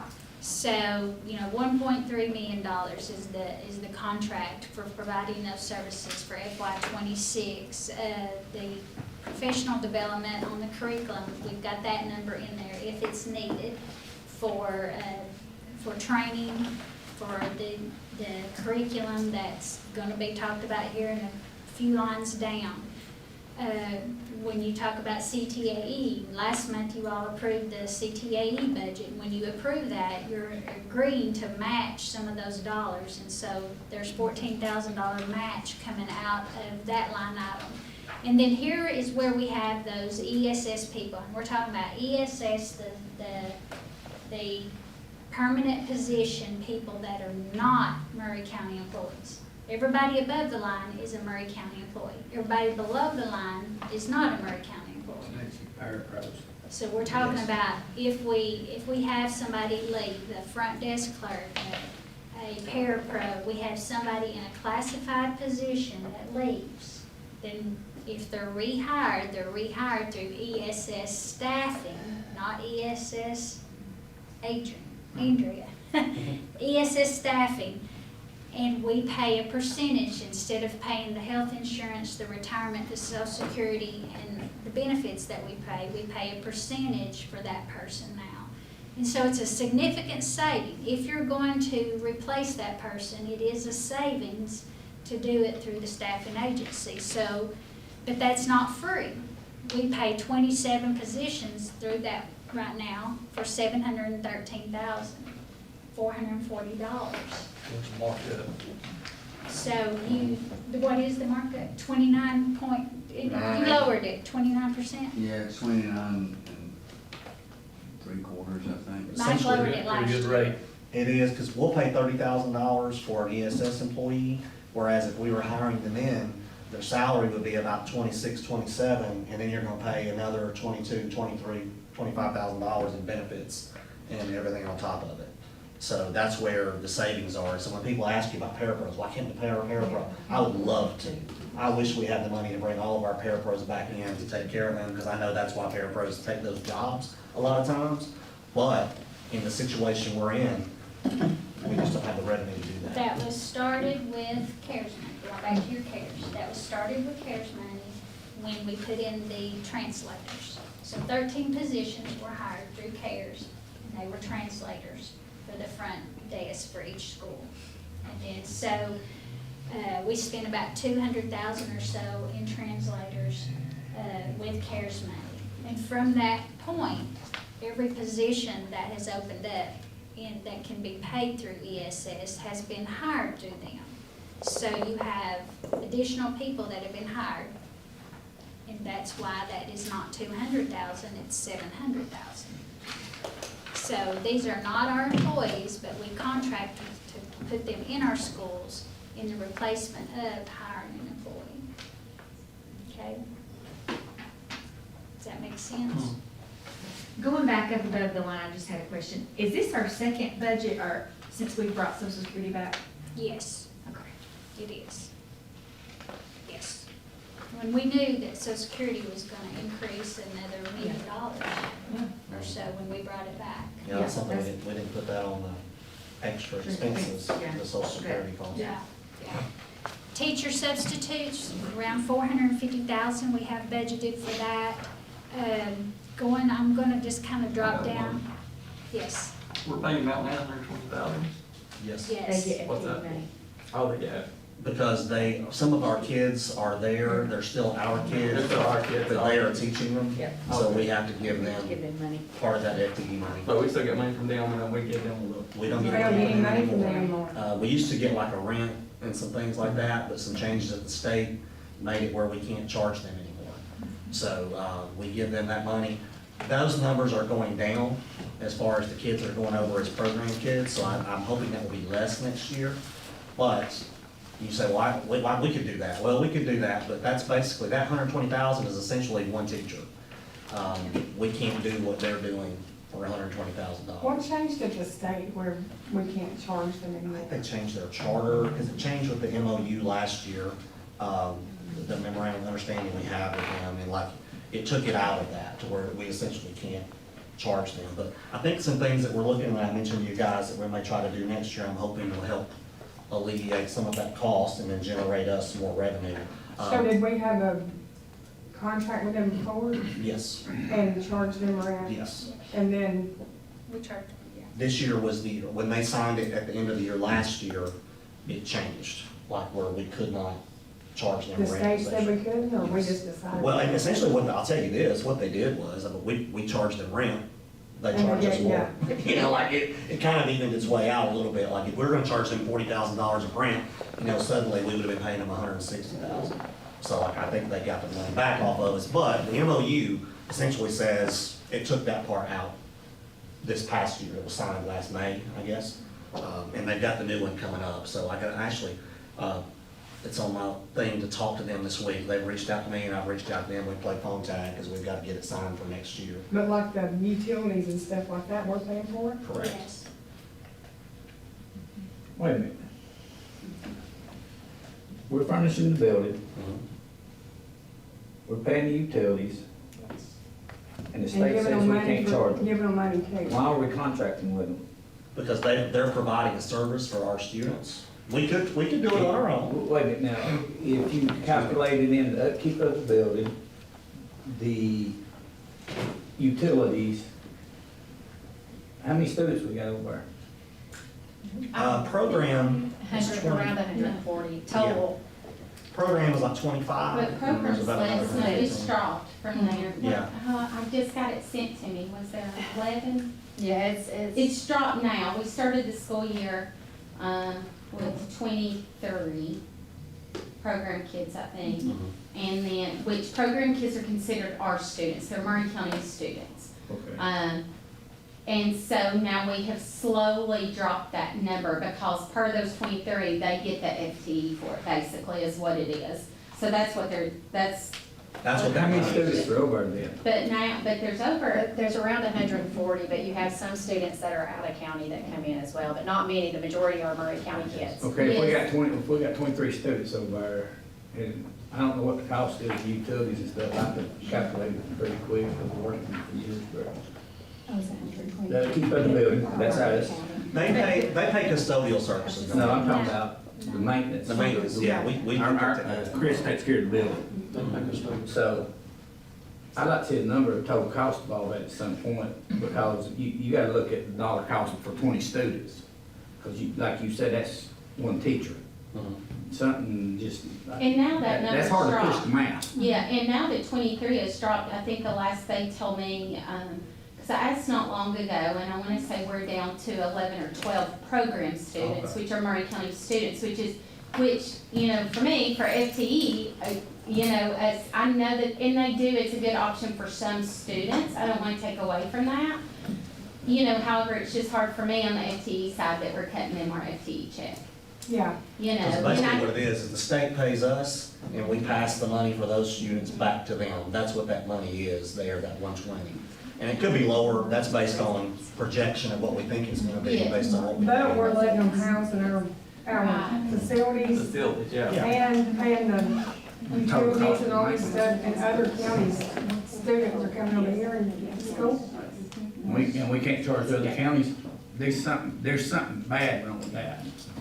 Well, I mean, I'm gonna look here at Amanda. Amanda is the school nutrition program, and she pays us a portion of her utilities. I just Yes. told you about the Yes. $100,000 Yeah. that she pays from her program to us. Mm-hmm. And she cleans her own lunchrooms. Yeah. So, I The mean. good news, we're about to do our new MOU, so we haven't signed anything for next year, so we'll talk and get to see what they can work out. But there were some changes last year that I think affected that. But we've got some changes next year that might affect it as well. So we'll see where that goes. But that's where we have been this year. But that program really helps. Well, it does, but we need to be smart too. I totally agree with that, But- but I'm looking at kids that, one of mine last year went through that, and he finished so he could graduate. And, if it hadn't been for that, he wouldn't have gotten to. Right. So, you know, that's So what can they do that we can't do? I mean, Well, it's Alfred, I think it's the time too. I mean, Yeah, it's so- night school. Right, Most this of one these kids is go at 4 functions o'clock at in the night, morning. and so that we do have a handful of students, you know, I'll say a handful, we probably have more, you know, that have to work during the day. So that's why it's been a better option, because we do unfortunately have a lot of students who are the support system for their families. But how many of their teachers are our teachers? There's a Quite a few. Yes, There's we have a a lot of lot. employees, Yeah. yes, we do. You know, so it is a good option, sometimes students do need an alternative. We have discussed, you know, there's been talks about it, because it's been, you know, how we could maybe somehow help out these students who need what I call an alternative schedule versus just the basic 7 to 5. 7 to 3, you know, so they do need those, we need to be more flexible, but we do need to, you know, I had real big questions when I first got, you know, when all of this got rolling, because I knew rent had stopped. I knew, and then, you know, I was given from Mr. Lockridge, you know, the invoice, hey, can you look over these FTE numbers? So I look at it and I'm like, wow, I got a special ed. We worked really well. And we actually cut some of it off, because some of it we actually argued. So we did do that, and we are looking at it, and we are having discussions. It's just trying to find that solution, because we want to take care of every student, you know, in our county. But, you know, one thing that's hard to swallow from the enrollment side is we do have about 120 students that have Murray County addresses.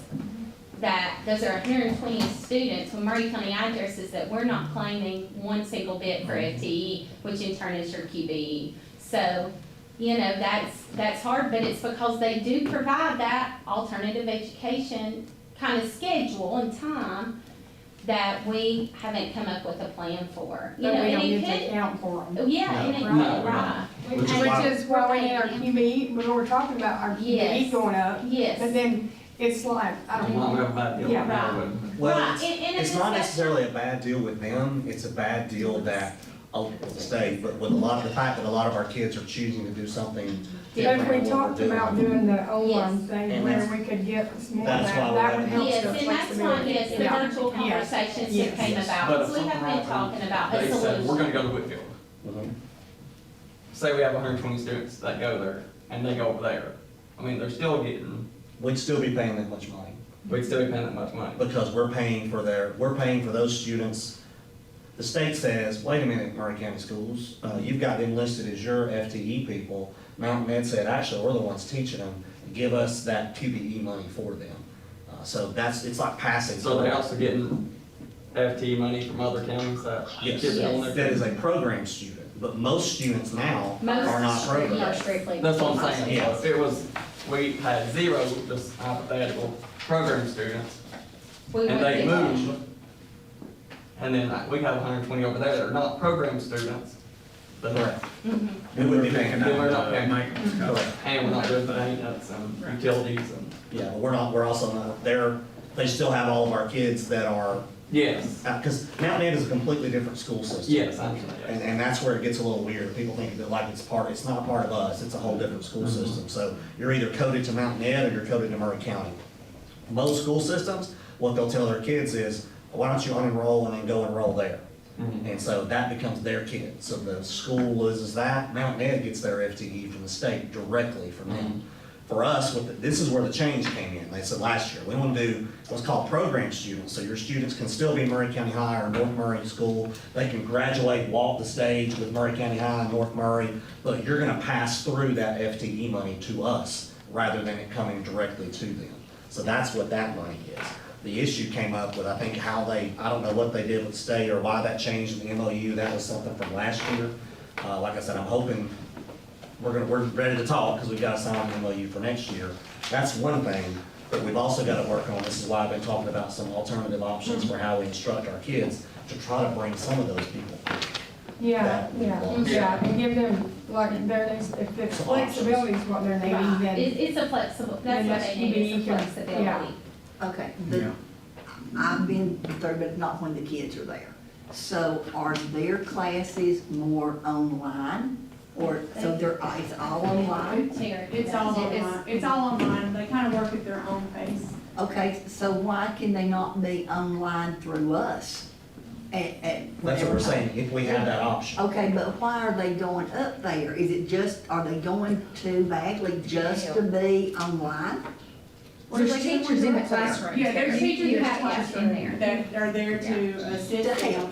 Yes, Yes, there's they some ask that come in person, and then there's also some that go through what's called Quest, Yeah, which they do it virtually, but just at home. yeah. But they still have access to they- teachers they through still have Quiet, like access. when they're, like during the day, 2 hour, or 10 to 2, there's teachers online, like if they wanna work from home, they can work, there's teachers they can have access to get help with assignments. Yeah, and they do have to come in for their pre-test, post-test, and the EOC. They have to come in person. But it's Monday through Thursday, 4 to 8, and you have teachers in the classroom that are there to assist if they're struggling on something. But it is an online program to where they can work at their own pace. So if they they feel like they need to graduate earlier, get through because of family things going on, they can go as quick as they want to get through and get graduated early. But then also you have those that struggle due to family circumstances that need a little bit of extra time, and this allows for that. Every student's assigned a mentor that's there, that's somebody there to check in on them weekly to see their progress and things of that nature. Any services that you can get through us, like you have special ed services that are offered there as well, is really for those kids that they do need that alternative schedule to help them be successful. In smaller class sizes, Yes, you know, some do better with that. Yeah. How many of our teachers are there? I wouldn't. I mean, is it like I can get majority? I can Is it- get that number for you, I don't know right on hand. Like, I know in Gilmer, their location over there, they have the social worker on site. Do y'all have? I do this, Yeah, I do also. social work at night. I mean, it's like a school, it's just a night school. Yeah. And the way they get by with it is probably not the best way, but I am in favor of having some kind of something like that for these kids, absolutely. Yes. I mean, if we have to give it to them, we have to give it to them, because it's Yeah. helping kids educate. Well, that's the thing, if we have some of our teachers out Yeah. there doing it. There is, I mean- Maybe instead of to do it for us, you Yeah. know, if we. And that's why if we have something that we can compete a little bit with, That's what I'm looking with the at. online side of it, Yeah. we can offer some support. We just wouldn't have a physical place where they're showing Right. up from 4 o'clock to 8 o'clock and then do it. That would be the difference. So are you gonna pull all 120 of those kids back? No. No. Are you gonna pull some of them? But you could Yeah. pull some of them, yeah. Right. Cool. And then you're getting your FTE money and Because it's the same you're platform. not losing. They're using Adventum also, or are they using No, it? they have their own, they've developed their own curriculum through Trails. Yeah, Okay. trails, yes, trails. Trails. But we have a platform already that we use over at Pivas or Credit Recovery, things like that, to where we have something that's ready-made, ready to go. If we were having to create something, it would be a different That's what I'm saying. conversation. Yeah. But- All right. Some other things I need to point out before we move on from this section is the copy paper. If you look there, we're buying, we purchased and have purchased the last couple of years the copy paper for all the schools. It costs around $30,000. We do that because obviously we can get a bulk discount by doing that, and we only do it once a year, and we say, here's your allotment. It ends up being around 72 cases or so per school, and we say, here's your cases, and if you need some beyond that, then they buy it from their school funds. But another thing right below that you'll see is $45,000 are in this budget for headphones for testing, a required thing that the state is making us do. And so we're buying $45,000 worth of headphones out of this budget. The every student. Yeah. K. Does it go up with their high K3, school? K5, I believe that's every student. I don't think we're getting 6-8, I think it's K5. But do they not have headphones already? Has to have a microphone. Oh, Because one thing, and you'll see it down in the curriculum side there is no iReady for reading, so that's gone. That was $100-something thousand. What replaced it is Amira, and Amira will be subsidized by the state. They're gonna pay a portion of that, we're gonna pay the rest of it to make sure all of our kids have it. That is gonna replace the iReady, that is the screener, that is the stuff that we have to have from the state that they made this small list of. And in order to do that, we have to have the microphone because the kids are reading with essentially a digital AI tutor in a way. It's quite interesting. Is this one-time purchase or is this every year? The headphones, we're hoping we can conserve as much as possible. Okay, that's Depends on how much they take care of it. Yes. Okay. And what we thought about is, if we send enough parents, hey, we're gonna provide this, if they're broken, it's on you, from there. And we're gonna try to reuse as much as possible because they'll be using these probably daily on the Amira platform because it's like a reading thing with them. It adapts to them, takes their reading fluency. It's gonna be a game changer for teaching time in the classroom with all of this literacy stuff the state has pushed down. So you may not have like 45,000 worth next year, but you may have like Just like 1,000 or something. Yeah, I For would the love, new- I would love if it was next For, year. for the new Yes. kids, kindergarten kids. Yes, like, and that's something we're gonna have to kind of play by ear to Part see. of the issue for computers. But really- Like it's theirs and next theirs, first grade, second grade, third grade. It would be wonderful if that could If happen. you could, if you could like charge rent for them. We talked about. If you tear it up, then you have to pay for it. That's a different story. We talked about some options with those headphones because we have to have specific ones. If I tell parents to go out and buy headphones, No. they're not gonna get the right things that we Right, have to oh, use right. with this. I just want to make you aware that at the district level, we're paying for copy paper, we're paying for, the curriculum that's down there, we're gonna talk about, we pay for the headphones.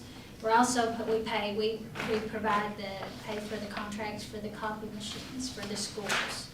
And then down there below, you'll see the expense for the curriculum. So this year, we had to add the $645,000 and $62,000 for the digital portion of curriculum, where that's an increase over the cost that we had last year. So we kind of booted last year's cost onto this year, kind of basically, A little bit. yeah. And so, now we're having to pay for that curriculum. We're paying the second half of Benchmark. We didn't have to pay it this year, so we're paying it next year. The way we worked out the contract with them, we paid it last year, they gave us this year off, we're paying the second half next year. HMH is the six through eight curriculum. We trimmed that down and got that to a good place where we feel like we're not buying things that we're not gonna use. And so that should take care of curriculum costs for ELA for the next 5 years essentially. So we'll be set there. Math, I think we have to revisit in 2 years. But next year, that curriculum number will be much lower because Benchmark will have been paid for. The only thing we'll have to pay is the HMH. We're paying 50% this year, 25% next year, 25% the year after. So it'll be a drastically lower next year. Just to clarify, on the digital textbooks, that's gonna be on the Chromebooks.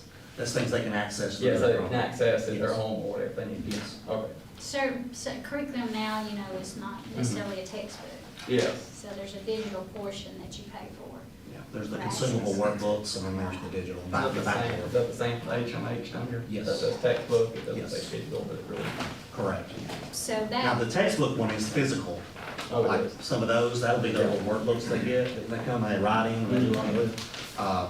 But HMH, there were some of those hard copies, the teacher said, we're not gonna use this, we're not gonna use this, don't pay for it. Okay. And so we cut some of that out to lessen the cost. so out of the entire budget that we're talking about expenditure wise, that section is over 66% of those dollars are spent there. So that's a large portion of your cost of the district. The next we'll look at, the next function. Strictly. Okay.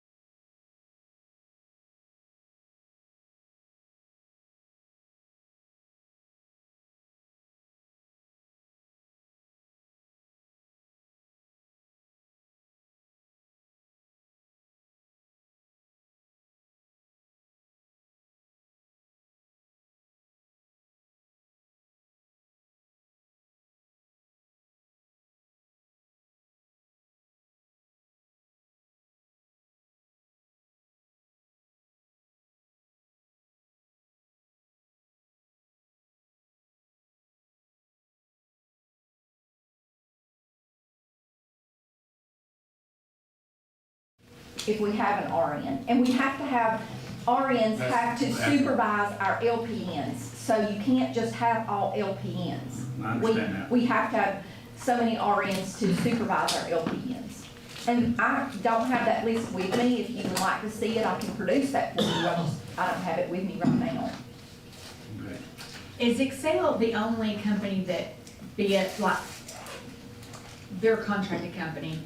So is there other contracted companies that offer these services that have put in bids that may be cheaper? I have things sent to me every single day.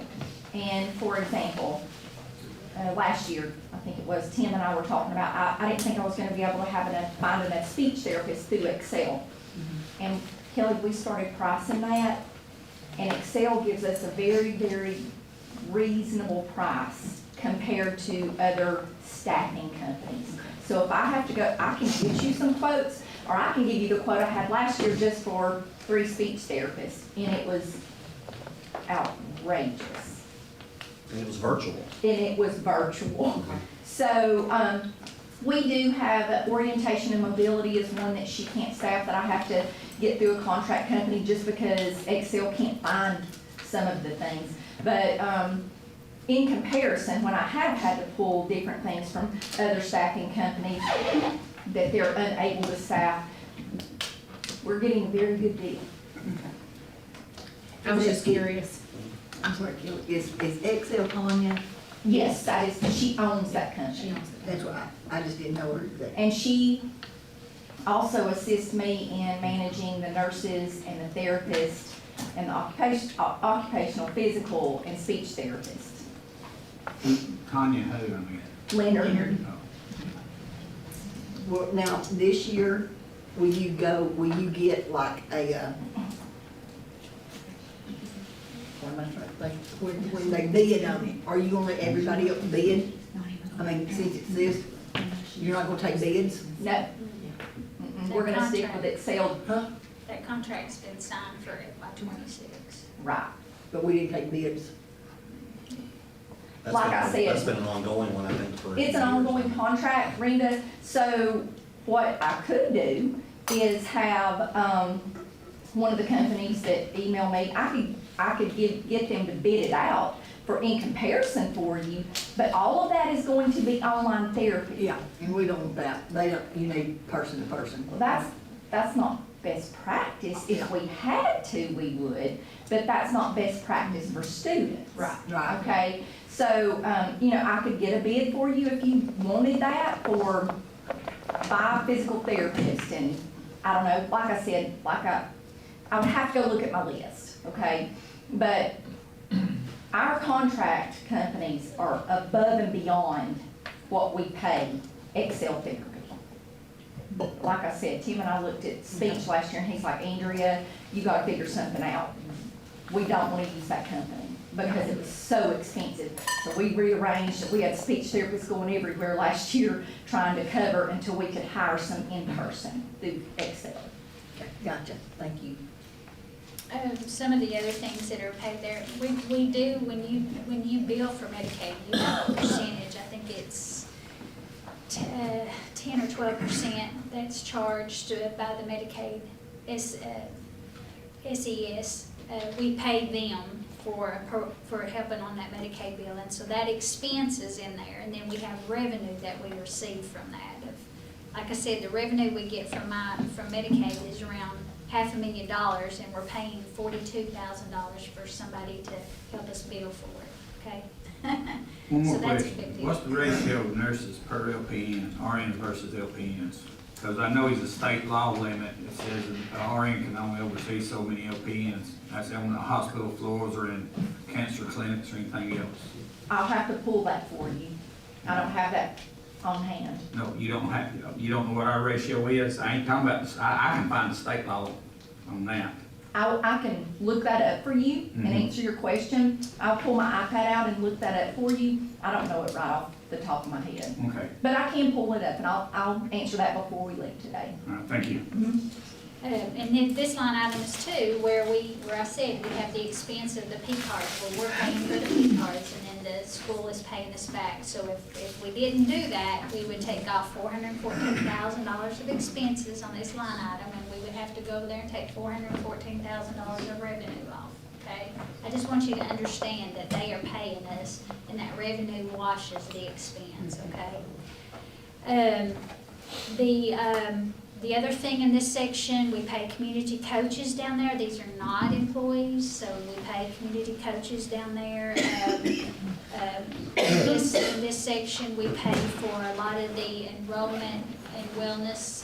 This is kind of their expenses down there, where we pay for different things for them, whether it be their copiers, their phones.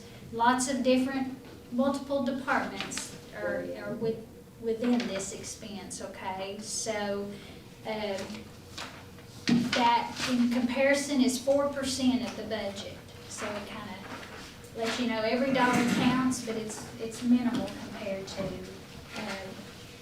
our total overall budget. Okay. Next, we're gonna go on to,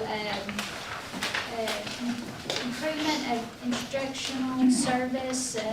This is where we pay for new teacher orientation. If new teachers are given a stipend to come in for orientation, we pay that from here. There's secretaries paid from here. There's some CTA supplements paid in here, and then the rest of that is benefits paid above the line. Below the line, we took out the Lexia training. Kelly, we assumed that all of that training cost may have been already done for FY25. That would be Dr. Eskett with Lexia. Okay. So we didn't put any more money in there for training for that. Is that an ongoing thing, or is that just You want to answer that? It is something that they have access to, as far as that goes. Some of it has been assigned to them, as far as modules and so forth. What I'm finding is we can get stuff and pull it from the state. So a lot of the Lexia training, I don't think we'll be needing for next year. But we can still get our training for teachers? On this particular program, yes. Okay. The program it's trained, but there's extra beyond that. And that's one of those where she says, if you look over to the far right, you see what we actually paid versus what was budgeted last year. And so versus trying to compare the 24,000 to the zero, you know, we did some different things this year, and we didn't have to use all $24,000 for that. And hopefully next year we can do without having to do any, but you know, if somebody has to, we can do it. Yeah. The biggest thing down there below the line is the annual dues that has to be paid for the OMIA accreditation. You have to pay that annually, and you go through the accreditation every 3 to 5 years, every 5, but you have to pay those dues every year. So that's the biggest cost below the line that there is in that particular function, and it's relatively, the increase between the current year and the new year is the insurance and retirement. Nothing else major changed in there. The next one is dealing with instructional staff and media. We kind of put those two together. If we have when we have librarian training, we pay for that. We pay for the new teachers when they do their tech orientation day, when they come in and they learn about, you know, how do you get into your Chromebook, how do you get into eTree, how do you go see your pay stub, all those things. They get a stipend for attending that day that belongs to new teachers.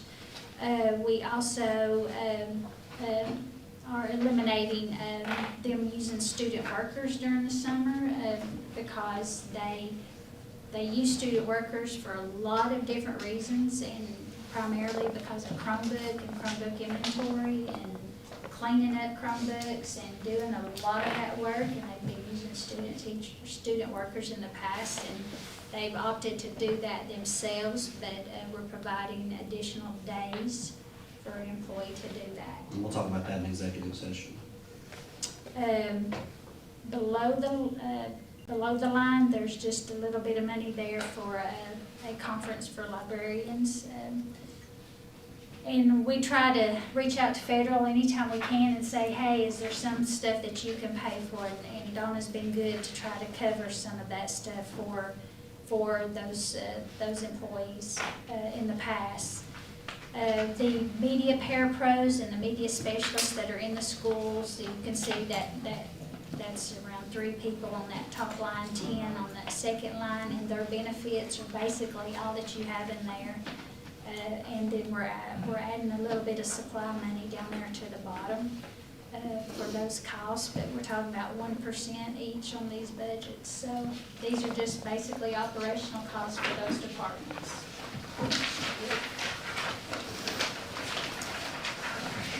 General administration, the next function is, of course, where we pay you guys as board members. We have, that's where you can see where the superintendent secretary's salary has been eliminated. It's been removed.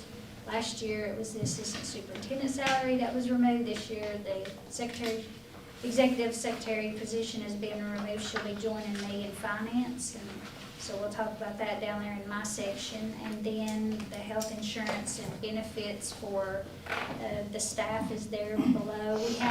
We have costs when we do workman's comp audits, workman's comp audits done every year, and they come back and there's a cost to that, so that's what that $18,000 is for the workman's comp audit increase in premiums that we needed to cover all of our employees. Down below that is where you see there's audit cost in this line item. This is your general running of your school district. GSBA memberships, the Chatsworth Times, and then annual memberships that we have to do down there each year for you guys and the superintendent. So you can see the decrease that's been made in that budget, and that is the elimination of her salary. On the communications line, what is the increase there from last year to this year? Step raise. Probably a step raise. Gotcha, okay. Step raise. $6,000 1 year for a step raise? 9.3, isn't it? There's a salary scale and we follow it. That was voted and approved on. So that's just, it's about 4,000. It's not every year, it's usually every couple of years maybe with that, but like I said, we just follow the scale. Okay. I also know particularly that position has shared savings in there as well, I think. And so there's a, for not having the insurance. Oh, that makes sense. School administration, this is where all of your principals, assistant principals, executive bookkeeper salaries and their benefits come from. You can see that there again, the increase is coming mainly from your health insurance increase and your retirement increases. That's the bulk of those expenses. Down here at the bottom, Brenda, is where we're talking about the money we're giving schools. So that is how much each school is getting for supplies, travel, tech-related items, expendable equipment. This is equipment, that they may need, scanners, printers, so forth, for their school level. And I'm very good to let them move that money around, like if they're allocated $5,000 for supplies and they want to move it to one of the other categories, then I move it for them. I don't give them $5,000 more, I just move it from one line item to the other. So, but that is around 220 that we give to the schools. So this is in addition to the fact that we're buying the copy paper and we're paying for their copiers and we're buying the headsets, we give them this money in addition to that. And we do that based on the size of the school, so they don't get the same amount. High It's school. like average per student. Something like, we worked out something last year. It gave them, used to, the only money they had was some title money, the title we give to them. And title money comes with every string attached you could possibly imagine. And so it made more sense for us to keep that title money here and be able to use it. and then to give them an allotment to go to buy the things they need to do with their students. This isn't let's pay for party things for the students, they do their local money with that. This is, hey, we've got this Progress Learning USA Test Prep program we'd like to do for our 8th grade science kids. Okay, you buy it, because we're not gonna pay it at the district level because everybody's not using it. So they have the flexibility with that. What's the contract service right below that, the Better Way? Better Way Athletics, our ADs came and talked to me this year, and we were struggling with coaches and trying to find some professional development for them. So we talked, worked out a deal with the program. We're gonna pay the $15,000, the schools are gonna reimburse us back 10, the feeder patterns are. So essentially, we're paying 1/3, they're paying 1/3, and the other side's paying 1/3. So Bagley and North Murray are gonna give us $5,000. Gladden and Murray County High School gives $5,000, and we'll pay $5,000 towards professional development for their coaches. It's some online learning that they're doing, that they check in with them. It's got some resources for them, how to handle certain situations, how to deal with parents. It's got some things on it where they do at the beginning of the year about hazing and some different things. The ADs were pretty adamant that they needed something to support their coaches. So our cost is gonna be $5,000. I can say that to an extent, and that explains something, we'll get into it. That, just wanted to They let, started using it. They started this year. Can you look on the program and see how, if they're using it? Yes. We can. They can pull a report on that and show, and they said they've had a good response. Wait a minute, they started using it this year? As long as they're using it. And as long as they're using it, I got a problem. Yeah, we started like in the middle of this year, the ADs came and talked to me about it, and we had a startup cost. It was a small fee, it wasn't something that had to like come before the board as far as a large cost with you guys. And so we started it this year, and to continue, like I said, they're paying the majority of it, we're just paying a little bit as a district to support it. but, you know, we just want to make you aware that we are giving schools money that they don't have to go out and fundraise everything for. So we are providing them money as So well. people tell you, I had to buy my paper. No, they, Oh, the school secretaries and bookkeeper salaries, Yes, we have 22 for this current year, but we're at 924 for salaries. Is that for step raises? depends on who's in the position also, who left, who didn't. That It looks like we have less. We're paying more, yeah. That comes straight from the payroll side on that, like it spits out a number. so we're estimating, if you go all the way over to the right, looking at potentially now 969, Yeah. coming down to 924. So like that budgeted one there, you kind of have to look on the right side of there to see the difference too. Right. Could we get that step thing and see what the step is? I just, Sure. Yeah, I I've mean, never seen- I didn't know the we pay had- scale, I mean, yeah, you can get the pay scale. And everybody's on a different spot. on the yeah, pay I scale. understand that, yeah. Yeah, I'll send it, yeah, Okay. for all positions. yeah. Any more questions? Okay, next one is, business services. This is my function basically, and that's where we still are paying a retiree. We didn't replace that full-time 2 years ago. So 2 years ago, I had retirement, and so instead of replacing that role 100% with another person, she comes back and does that at a cost savings, so we're paying 49% of that salary. Below that is where myself, payables, and payroll are paid from. And the difference of that is that I'm bringing down the superintendent's secretary. So her salary is in that, but we are also, have about 2 months of paying, the payables position, because her retirement is August 30th. So this is a July 1 budget, so I've got to pay her to stay for 2 months, and then she drops off, and then then it's just down to the 3.5 positions that we have. So there'll be a little bit difference there in salaries. Health insurance is just for 2 employees. Retirement, Medicare, that's all the same.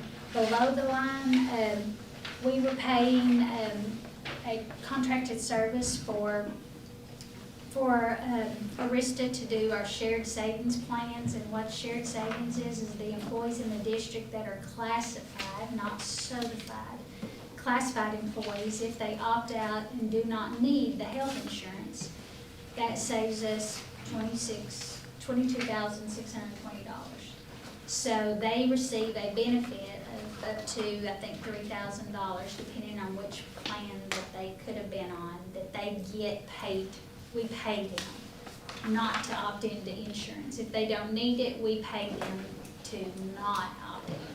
So that we were paying a contracted service of a company to figure out who got it and who didn't.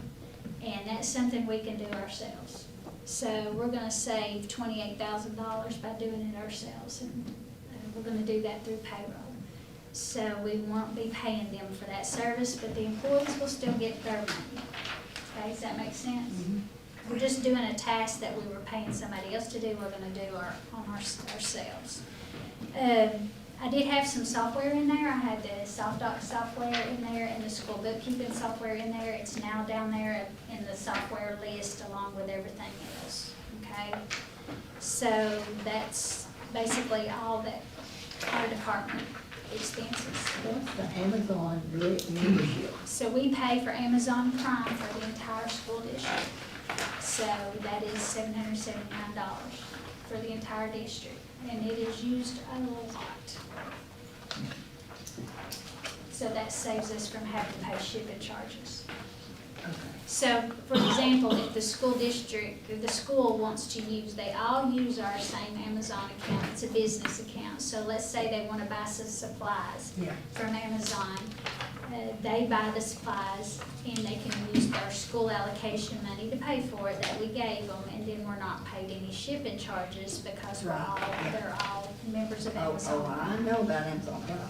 That just seems like a lot for a membership, but I guess because it's the whole. It's the whole district, plus maintenance, plus transportation, every department. Gotcha. Every department. The county's got one too, similar to that. All different departments can order from it. So. Well, I'm uptown, but I got my own now. We're getting off cheap. Well. You might want to negotiate yours. Next is the maintenance and operations. So in this budget, of course, we've got maintenance employees that are paid from here. We have only two Murray County custodians paid from here.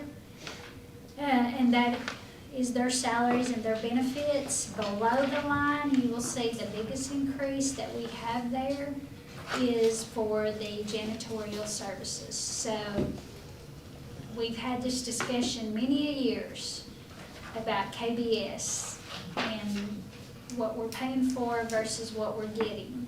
And so I think Chris has had enough, and KBS came back last year and offered to keep their services basically about the same, their cost, and we had a conversation.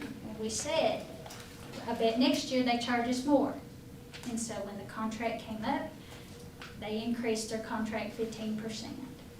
So at that point, I think Chris now has this out for bid, is this right? I'm actually working with Mike, trying to go through a cooperative. Long story short, when we bid this out, there was about 5 of us, some principals, and some other folks that basically set up a rubric, interviewed 10 companies, put a RFP out, and interviewed 10 companies, got down to 3 of the top, and then basically we chose which one we wished we had, but at the time we just couldn't afford it. That's what it boiled down to.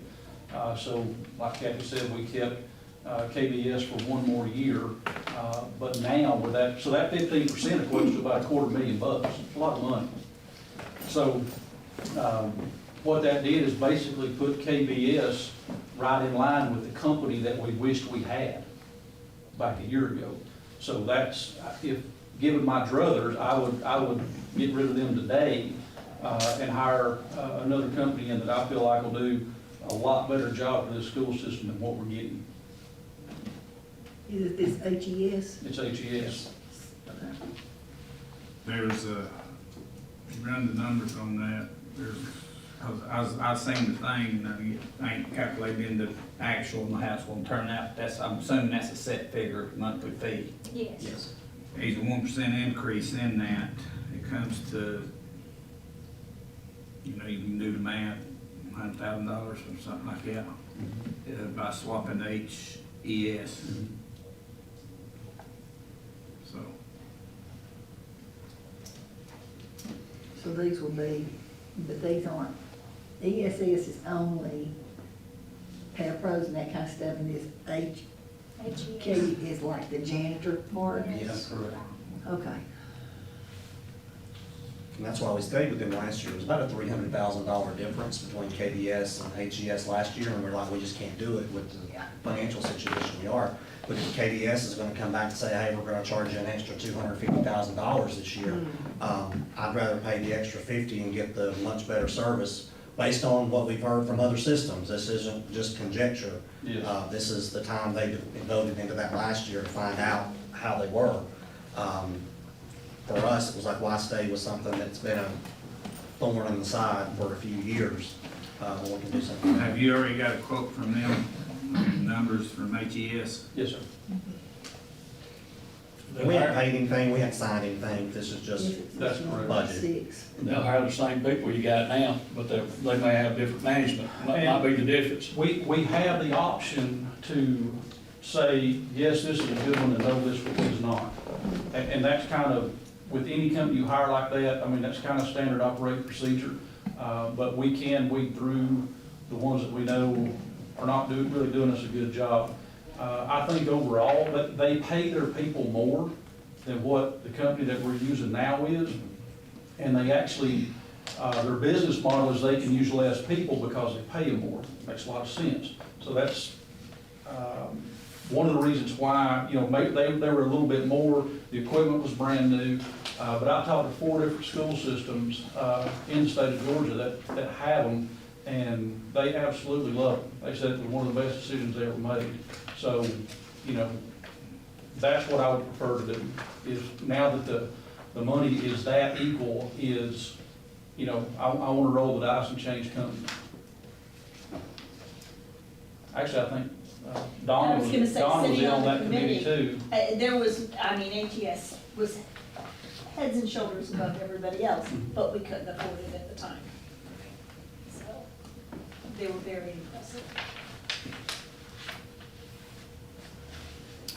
Some other, obviously, things that are paid from this portion of the budget, we pay for, you know, trash pickup, pest control, mowing, building and repairs and maintenance is another catch-all kind of line item that, you know, catches a lot of expense, and you can see where, you know, that's been decreased, in order to, you know, help with, cut some expenditures there. That doesn't mean that the repairs won't get done, and they will get done. We just don't, we just can't anticipate exactly how much money it's gonna cost for next school year, but we're trying to make everything do as much as possible. That's what I was about to ask you, are we gonna be able to work in that number, or? Well, if you look over on the actual expenditures to date, we've only spent so far this year, Chris has done a great job, yeah, we've only spent about $272,000.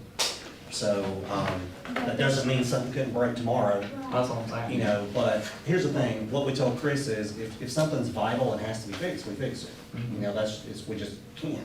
But if it's something that maybe we can hold off on, we hold off on. Those will be the decisions we have to make when it comes to the maintenance of things like that. So, Chris did a great job this year. We talked about that number, knowing that if something happens and that's a spike we have to go over, that means we'll have to go under somewhere else to make up the difference. Because like Kathy said, you have to look at the overall, not necessarily. Yeah, that looks like a low number to me.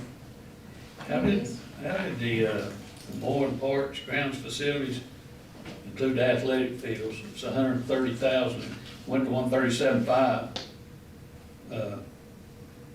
You said, hold on a minute. And it was $196, so how'd that go down? We spent around 130 right now, so far. What was that 196? So, That's what was budgeted. that was just for what last was year. budgeted last year. Is he still at 130? Well, that football field looks Yes. amazing. 1:30. They, in my opinion, probably never looked better.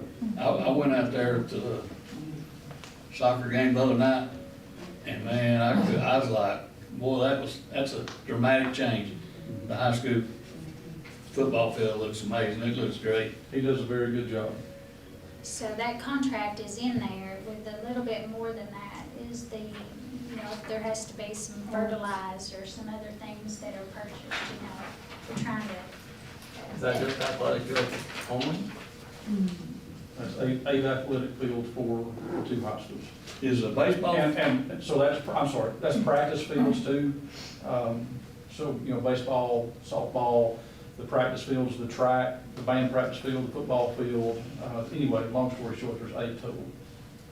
And the baseball fields are included in this? Yes, sir. Murray, okay. Yes, sir. And that's anything inside the fence. That's more than just the fields itself. That's anything inside that fence is what they're responsible for. And then our guys take care of the rest of the stuff. That's correct. What's the replacing the mower, it says? Down at the Or are we bottom. adding the mower, which, I mean, replacing or adding? Replacing. Okay. I thought we just sold one. It was not usable for what that would need. Oh, okay.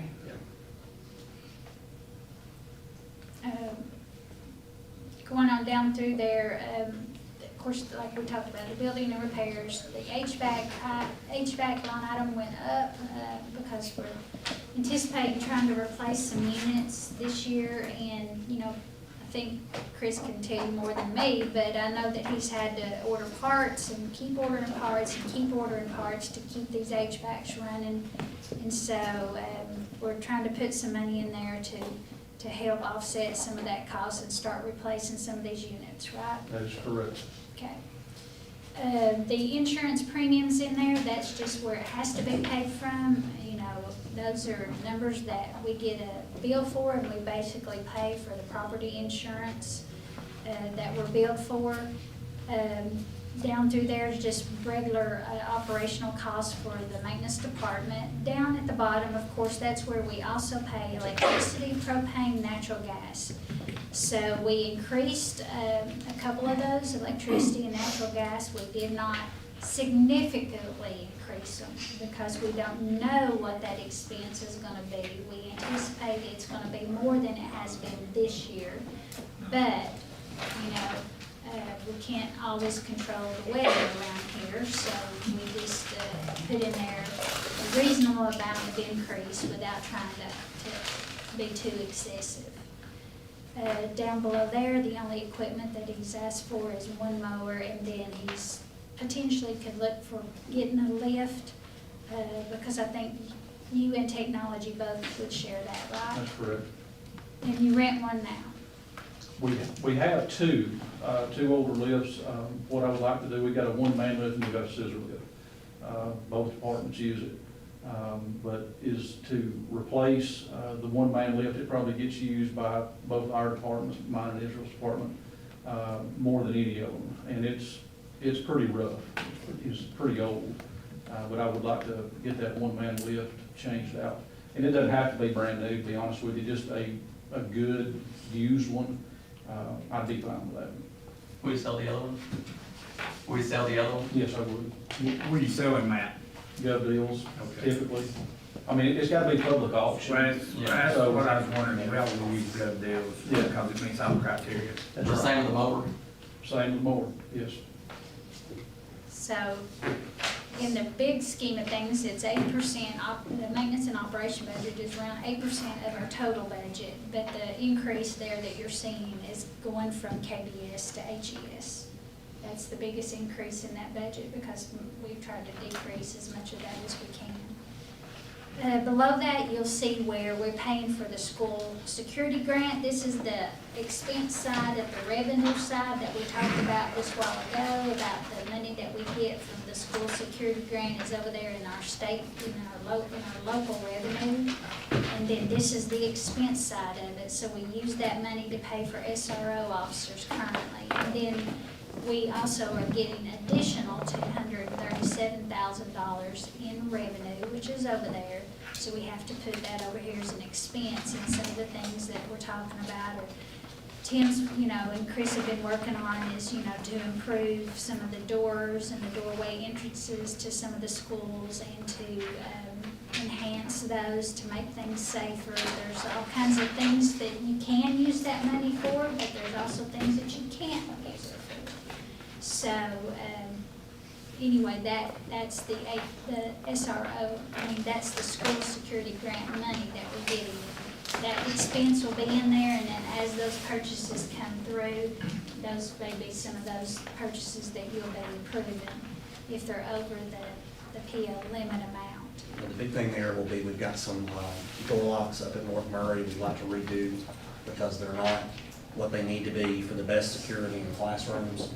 And then we've been working on doing some camera replacements because we've got some old cameras there. And then if safety type needs come up, that's money that we can use to do it that we're not paying for. It's not coming out of our budget. It's coming out of the budget, but it's getting revenue back in from the state.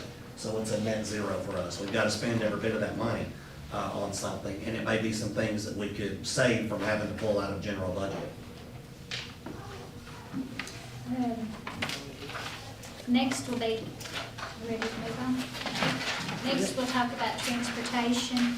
The above the line, of course, is the transportation cost for the bus drivers that are employed by the district. We also have employee bus drivers that are being paid from this particular function as well. And so you can see why that went from $846,000 up to $1.3 million. Is not a bunch of new hire people. They were being paid from different lines, and now we've got them all clumped together. Okay, so that's the employee bus drivers we currently have and the current bus drivers we currently have. It's not a bunch of additional people being paid from there. You have your mechanics being paid from there, and then of course down through there is their big increase in their health insurance is because these are classified people, and their health insurance jumped the most. So theirs went from went from $900 to $1,100 to $1,500 to $1,885. So that is a big chunk of that expense is coming out of that budget, but that's what we have to do. You've got additional bus drivers like for field trips and competitions. Yes, right. Do they not, like a school, do they not pay the bus drivers? The school sends us the check for the bus driver cost. For field trips. Reimburses. Field trips. But not competitions. No, okay. We take a lot of field trips. So I'll take a lot of field trips? Yeah. I mean, I wouldn't think they get an inordinate amount. I guess it depends on who you ask, but I wish we'd do more. I think some of our folks are afraid to do them because we only got 160 days to teach. But there's a lot of benefit in that, particularly in the younger grades. But we do a lot of competitions, I think about our high schools, all the things they've got going on, not just athletics. Right. So that's where some of that cost is. But the schools will pay us back for field trips, like when the teachers take up money from the kids, that goes back into their local dollars, which then come back to us to reimburse for field trips. Lots of times I've seen it, and I can say it's because Northwest had kids up there, and every field trip they ever put out there for the age group is, if, we can't get enough funding, we're not going. And they'll ask for it, and it's been explained before in some of them, it ain't in all of them, cost of the bus, talking about stuff like that. So they're trying to do a good job putting that across. They try to do that. We always had to figure all that in. That's what we always added extra. I know it pays for the bus drivers and the gas, I'm sure, but it doesn't calculate maintenance and stuff like that in all. Now, if you did that, you're talking $2 or $3 per mile, and if you pass that on to the kids, that's gonna be an inordinate amount to pass on to them.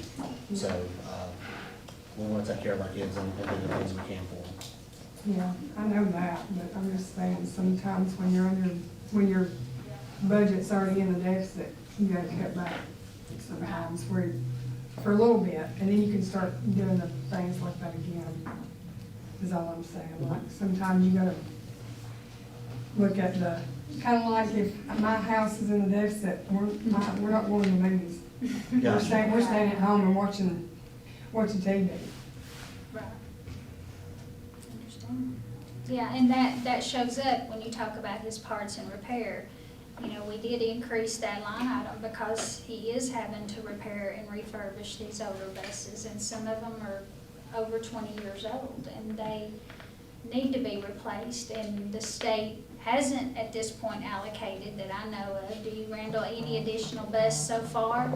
No. Okay, so they've not told us that they're gonna give us any more bus money. And so you remember that this year, you know, he bought the special ed bus, you know, we got it used and we got a good deal on that. That's already been bought and paid for, but he also was allocated a bus this last school year, and it's been purchased, and, you know, you have to pay the difference between them. They don't give you the full cost, so we bought another special ed bus for that. But you've got many of his buses that he keeps running and going, and he has to spend a lot of money on parts and repairs, and he would much rather us buy new buses. And if you see down there where, because it was a deficit already, we did not put any money in there for any additional new buses this year. It says, as needed, I mean, are you expecting to have to purchase any new buses the upcoming year? No, but I expect quite a few issues out of some of my older buses that I'm running. And that justifies the cost of the parts side of it. But- Oh, yeah. Every engine and transmission is about $40,000, and I got 11 of them. Yeah. How many think about refurbishing? Well, what is in the refurbished category, we have 33 of them that we can do, and I know obviously we can't do all 33 of them at the same time, but there's 24 of them that just absolutely, if Chris would bring a track hoe over, we could dig them over and bury them, that'd be a good idea. Just to give you an idea where I'm at, you know, you pull oil samples on, we'll start, Wednesday, putting injector cups in engines on buses that I really had no interest in working on. Those 6 buses cost about $14,000 to repair the engines in them so that I can use them as we go forward. And then that leaves us with the 33 units. So it's about 57 units right there that need some measure of, they're gonna require some expensive work done to them, there's no doubt about it. Is it cheaper to do that than it is to buy a bus? Absolutely. It's about half the price. But you have to have a plan and put a budget together where you can make that happen. You can't just not do it. So, What's the life of the bus? well, ideally, you would want to do it for 10 years and then run it 2 on spare, and then the bus would be, it would have value whenever you surplus it at that point. Instead of running them to destruction, that's not a good way of doing it. See, because the bus is warranty, the DOE makes sure that it's 5 years under warranty. And then you run it 5 more years, and the maintenance is pretty nothing.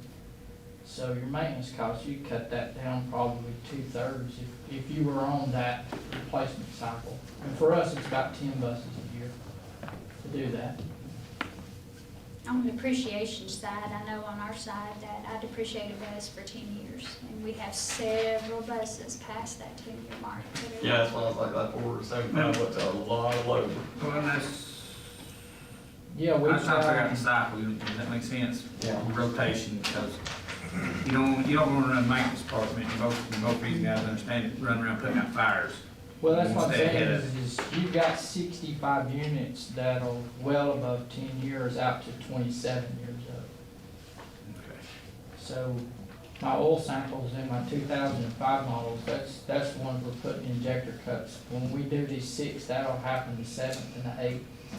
We're coming to do that. That'll be all those 05 models. But we sort of just put a Band-Aid on a heart attack. You got so much diesel fuel and coolant in your oil mixture in there, so it's already done damage to the engines, but we should be able to get by a couple more years on those maybe.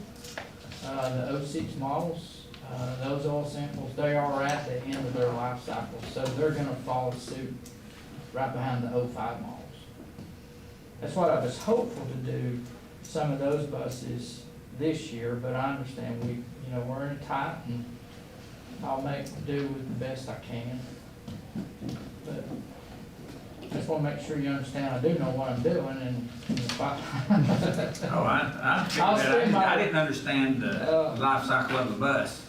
Well, here's the thing is Kathy and Kim, they give me money to work on them with, so, but just don't raise an eyebrow if I need $80,000 for 2 motors and transmissions. I mean, that's just the nature of what we've got going on over there.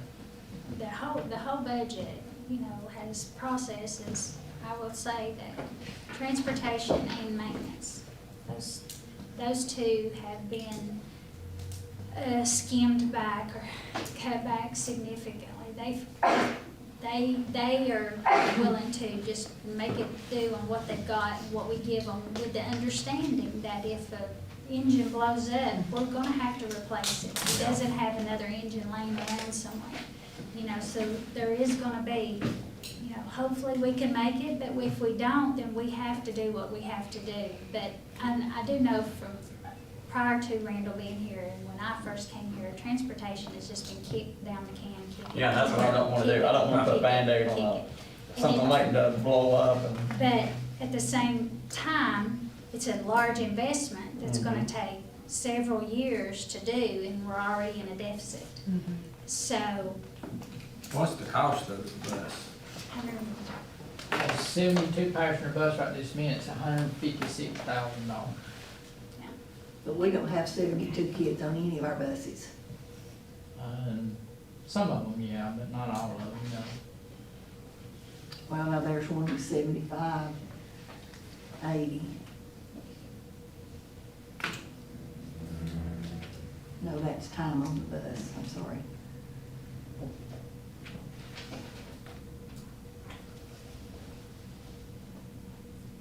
so we know that the cost of repairs may be more than what we're budgeting. We know that diesel, gasoline may be more than what we're budgeting. Those line items, we reduced a couple of those. So we are aware that it may be more, but we are trying to present a realistic budget that shows not an overinflated deficit, but we are being truthful in the fact that those line items may require more money than what we've put in there. And we've told them that. They need to operate just like normal, to make sure that everything is safe, secure, and all of our facilities are taken care of, and our students are transported, and whatever that cost is what it is. Any more questions on that? Next, we'll talk about the support services function. This is a combination of, you have HR and technology blended in here together. That's just the way the state does it. So above the line, you have the technology salaries, HR salaries, and their benefits. We did point out that 2 techs were not replaced. One retired and one was transferred to maintenance department. I think you've already approved that transfer. So there again is where they're showing they're not having any student worker expense this year. They're opting out, not doing that. Below the line, you have the things that we do, you know, background checks. We have to pay for cabling. You know, there's a cost there. We've reduced that significantly. E-rate. E-rate is a hard thing to explain, but it's $108,000. It will be our portion this year. That is not the cost of running internet to this entire school district. That's just our portion of the cost. And so it can fluctuate each year. So this year we got a good deal in getting that down. Israel did to about $108,000. You can see down there where we're eliminating district-wide cell phones. We're taking up those cell phones and doing away with those unless it's for a person in the district that they absolutely have to have it. And Israel is working on that right now. He's already started that collection of those cell phones, so that'll cut that bill down in half or more. Well, significantly more, maybe down to a third. Down there at the bottom, the line item, I guess I want you to look at the most is look what we did with this, the district software. First of all, we looked at the software and said, what do we need versus what we have? What do we need? And when you have Chromebooks in the hand of every student, and you have laptops with every teacher, and you have, you know, everything that you do runs off of the internet network, you have to have a device to do it with. So, luckily this year we have a little bit of money down there for student Chromebooks and teacher things that they might need, you know, to replace maybe some that gets damaged or outdated or won't work anymore. But the district software, and I provided you a list of what that comprises of. So all those softwares are in there. And so I can't tell you what every software does, but I can tell you that is the list that came together with everybody looking at the software they had and what they needed in order to, for this next coming school year. So you'll see those POs start coming through, especially the closer we get to July 1, you'll start seeing POs come through with software because they almost all renewed July 1st. And so you'll see a bunch of POs coming together, and I'll tell you, that's in the software list, that's in the software list. And those amounts may be a little bit more than what's in that list. Software is just like everything else, it goes up over time, or it may be less. So I know that a lot of thought has been looked into what can we get rid of that we don't need. So I was pleasantly surprised to see that at that $400,000 amount. But you have the software list, and if you have a question about what a software is, then ask Tishel, Adrian. Yeah, or I can help, because some of it I feel it might say technology, but for data collections, it falls under me. You know, this. I know it all is technology and we work great together, but if you do have a question about some of it. And then federal, if you noticed on that list down at the bottom, federal's picking up a lot of that. We've tried to shift some of that over the student software in particular. But a lot of that software you see on that list is backdoor stuff, it's security, it's Gaggle. The big high ticket ones are things that really we have to have. It's not something that we could necessarily do away with. But we did cut back on some things this year, as you can see. And if students tear up equipment, they're charged a fee to replace it, and we replace it and we collect the fee from them, and that goes over there on that revenue side. So that's why I put on that one line item that revenues are collected to offset repair expense depending on what it is. You know, so they do a great job of the students pay those fees, and then they use those fees, technology uses those fees to offset a lot of those repair costs. So that's a good thing. Down there, the one thing that they've asked for this year that I think is very needed is they've asked for one vehicle to replace an older model. I don't even know how old that vehicle is, but I can look it up, but it's mobile. Chris has needed a van for his HVAC person, so technology essentially gave them their van to be able to do his HVAC things with. And so they're wanting to find a used vehicle of some sort, it might be a car, it might be a small truck, to be able to haul some of the things they have to haul and do, since they kind of gave their van over. We figured it was better to give that van, rather than pay $50,000 for a new one. We could get something smaller. So the 25,000 is for technology? Correct. Okay, for them to get something? For them to get something. Okay. And prior, during when we bought vehicles in the past, we bought new trucks, new vans, and that was because you couldn't find anything else. Yeah. And then you ordered it and you waited for months to get it, and that's not the case anymore. So we just challenged them to find a used vehicle that they could use instead of That's buying. what I was like, we didn't buy technologies to get the maintenance, did we? No. That's what I was like, wait, what? Okay, I understand now, okay. So, We've mentioned that there's no student workers for technology. What about Chris? Are you going to use any? Absolutely not.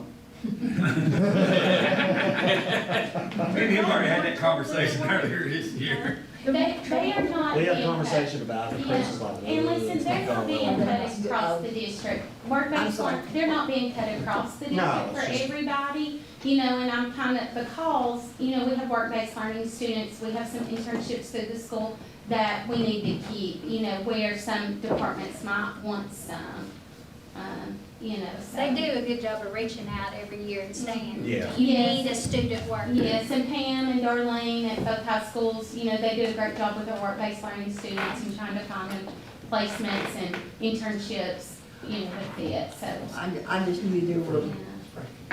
kids that work that probably needed to. Yes, and we want to No, keep. Chris and I talked about it, and he said he's had them in the past, it's just not been very successful. Doesn't work for me. No, yeah, it's something it might not, like for maintenance, but, you know. Well, some- you're out and about, and you can't stand there. I'm not a good babysitter. Right. I mean, well, you can't have somebody monitor them constantly That's at that correct. age. So basically, we're down now to a very last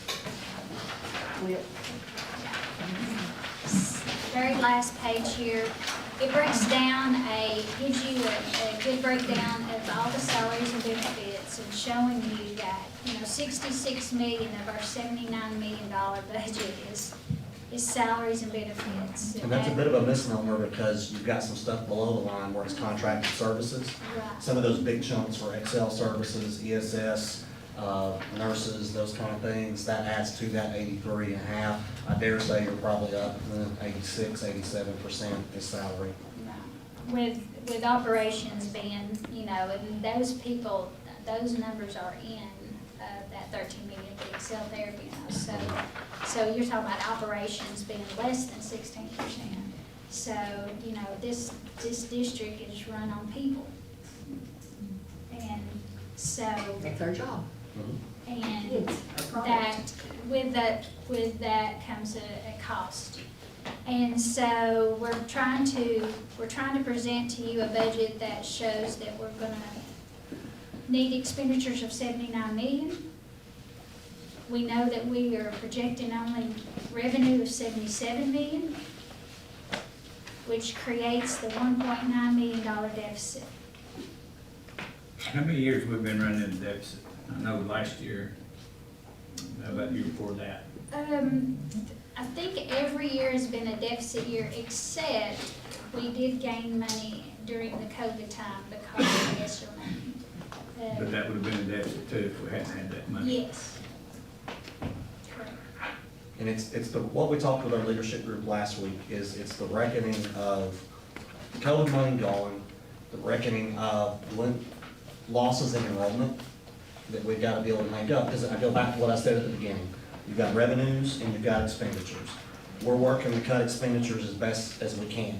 Some things we can't cut. It's more than the record of the COVID money because this was going on before the That's what I'm COVID saying, money. from the enrollment side, that's part of it too. When your expenditures are outpacing your revenues. And so we've got to find a way to bridge that gap to go back to where we're balanced at least.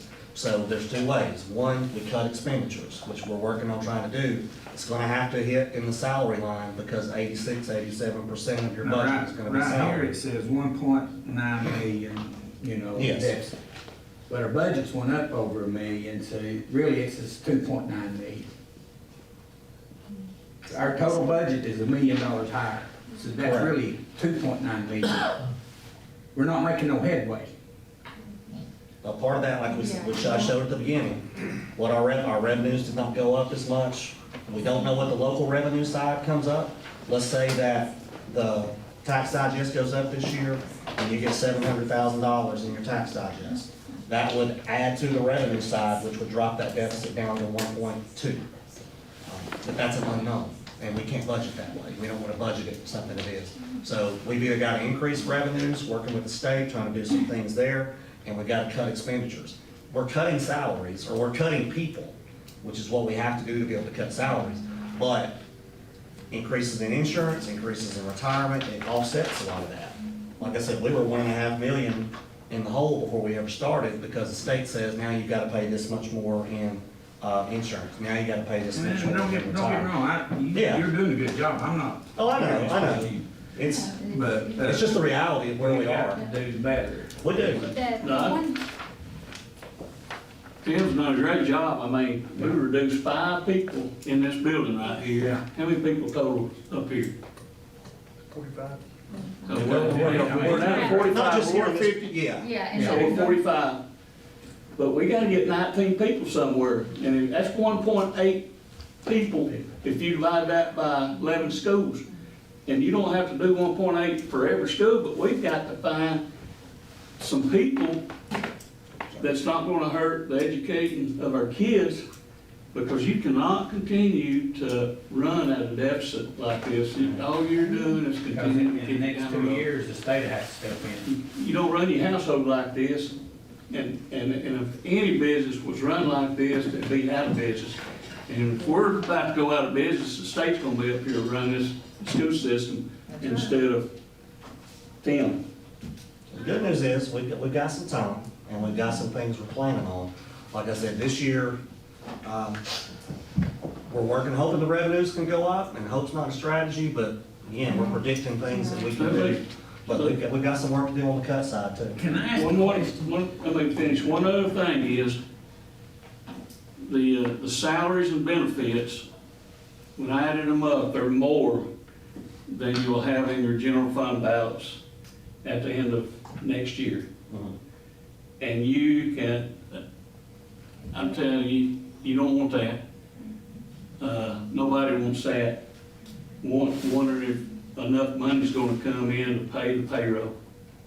That's not a good situation, and it would bring a lot of negativity to Maury County schools that we don't need to absorb. We got enough as it is, so we don't need to put ourselves in a financial bind that's gonna draw outside people looking at us. Is there a way to look at the overall and see who's ready to retire and maybe offer them some kind of benefit to retire? We talked about that. We did a RIF several years ago. No, I might need to look at that again. You know, 1.9 equates to 19 positions on Yeah. that top line. Yeah. It equates to not even having anybody to clean your schools. You can just not Yeah. have anybody clean your schools, and you have no clean schools. Oh, do what Jeff needs to do, let the kids clean school, make that one of their periods. It Yeah. teaches them respect, And you it talk, teaches them obedience. and you talk about curriculum, that's another big expense. You know, what is the sacrifice? You know, that's where we're heading, because there's gonna be There's a gotta be, it's gotta reckoning. be somewhere. Yes, there's a reckoning coming, and that, it's not doom and gloom. No. I'm not saying doom and gloom, I'm just saying that it's Reality. irresponsible if we don't acknowledge it. Yes. With enrollment reducing like it has been, has that not got to the point where we can reduce classes? We are. That's when we don't hire people back, that's essentially what's happening. So that's the 11 that you didn't hire back? Yes. So like, you're gonna have higher class sizes, because you're gonna have more kids per class. And we're continuing to work to do that. But we're not, I don't want them overloaded. No, you don't And we're want not 30 doing, kids in a we're not classroom. doing 30 kids a class, but we're getting closer to that, you know, because that's the only way to go. Because again, it's expenditures or it's revenues. When I say we're the 4th lowest revenue per student system in the state, you got the numbers. You know, that's just, that's the reality of where we're dealing. And so- And if history's our guide, between now and the 1st of July, we may have a half dozen people leave. And we'll need to decide at that point whether we have to replace them or not. Right. Between now and then, you Yes, people resign. Because I know right now on that list that are not showing on there, I think there's 2 more people that are gonna be gone out of school. That's $200,000. There's your deficit down to 1.7. I just feel like we're just what is, and there needs to be more of a plan. We got 19 positions that we need to get rid of. How are we gonna do it? That's a good question, because you gotta go look people in the eye and say, Yeah, I know, and I know that. so like, that's where it's And I've hard. done it at Shaw before. Oh, it is. It's hard. And we've done it this year. But there again, that's why I say it's really twofold. It's what can we do on the That's the hard revenues? part about being Oh, it is. the, But it's what can we do on the other side Manager. too? What can we do on the revenue side? And we're working on that with the state to try to do some things to earn some more money. We've got a plan in place there. That speaks to the virtual and some of the things there. Another thing, cause you talked about this earlier, I know it'll help with some of the deficit, but it ain't gonna help payroll and stuff, because the funding's coming in, if I understood it right. When we rolled the kids up, moved the 6th graders back into middle school, how much revenue, or, how you, want- I mean, is that, what kind of offset, I guess? There's none. You're There's paying the people you're already paying. No. Yeah. I'm talking about for the buildings and stuff, the funds that was going in there, cause you said we'd get more Oh, per no, we get more. classroom. That is on the capital outlay Yes. side from pre-K going up. That doesn't touch this. Capital outlay has to do with our buildings, maintenance. It's kind of like SPOS dollars, like, so that will build up at the state level for more money that we'll be able to use when we need to do When you need to. HVAC or we need to Okay. do whatever. Okay. But it doesn't help our budget Okay. side. Can't use it for salaries and benefits. The same way as that SPOS, all the stuff, you know, people, say, oh, well, that gym's Now, going up if over you got, there. if you That has got nothing the to do budget with it. this Yeah. year, you could lower the budget on that department, that 1 year where it's balanced out. Hey, you could potentially go to the state and say, hey, we want to make a capital outlay Does that make application. sense? Yeah, like you could go to the state and say, I want to make a capital outlay application to do these HVAC units and do this stuff. But we'll have to pay it up front. You have to make an application. There's like a lag time of 6 months to a year. We have to pay it up front. Then 6 months later, we can go to the state and get the money. It's a hassle. So that's something we're going to do eventually to do some things, but you want to do it in a big chunk for a project, or we need to replace the HVAC, you know, Eton Elementary. It's $2 million to do that. So we'll go make an application for that to do it.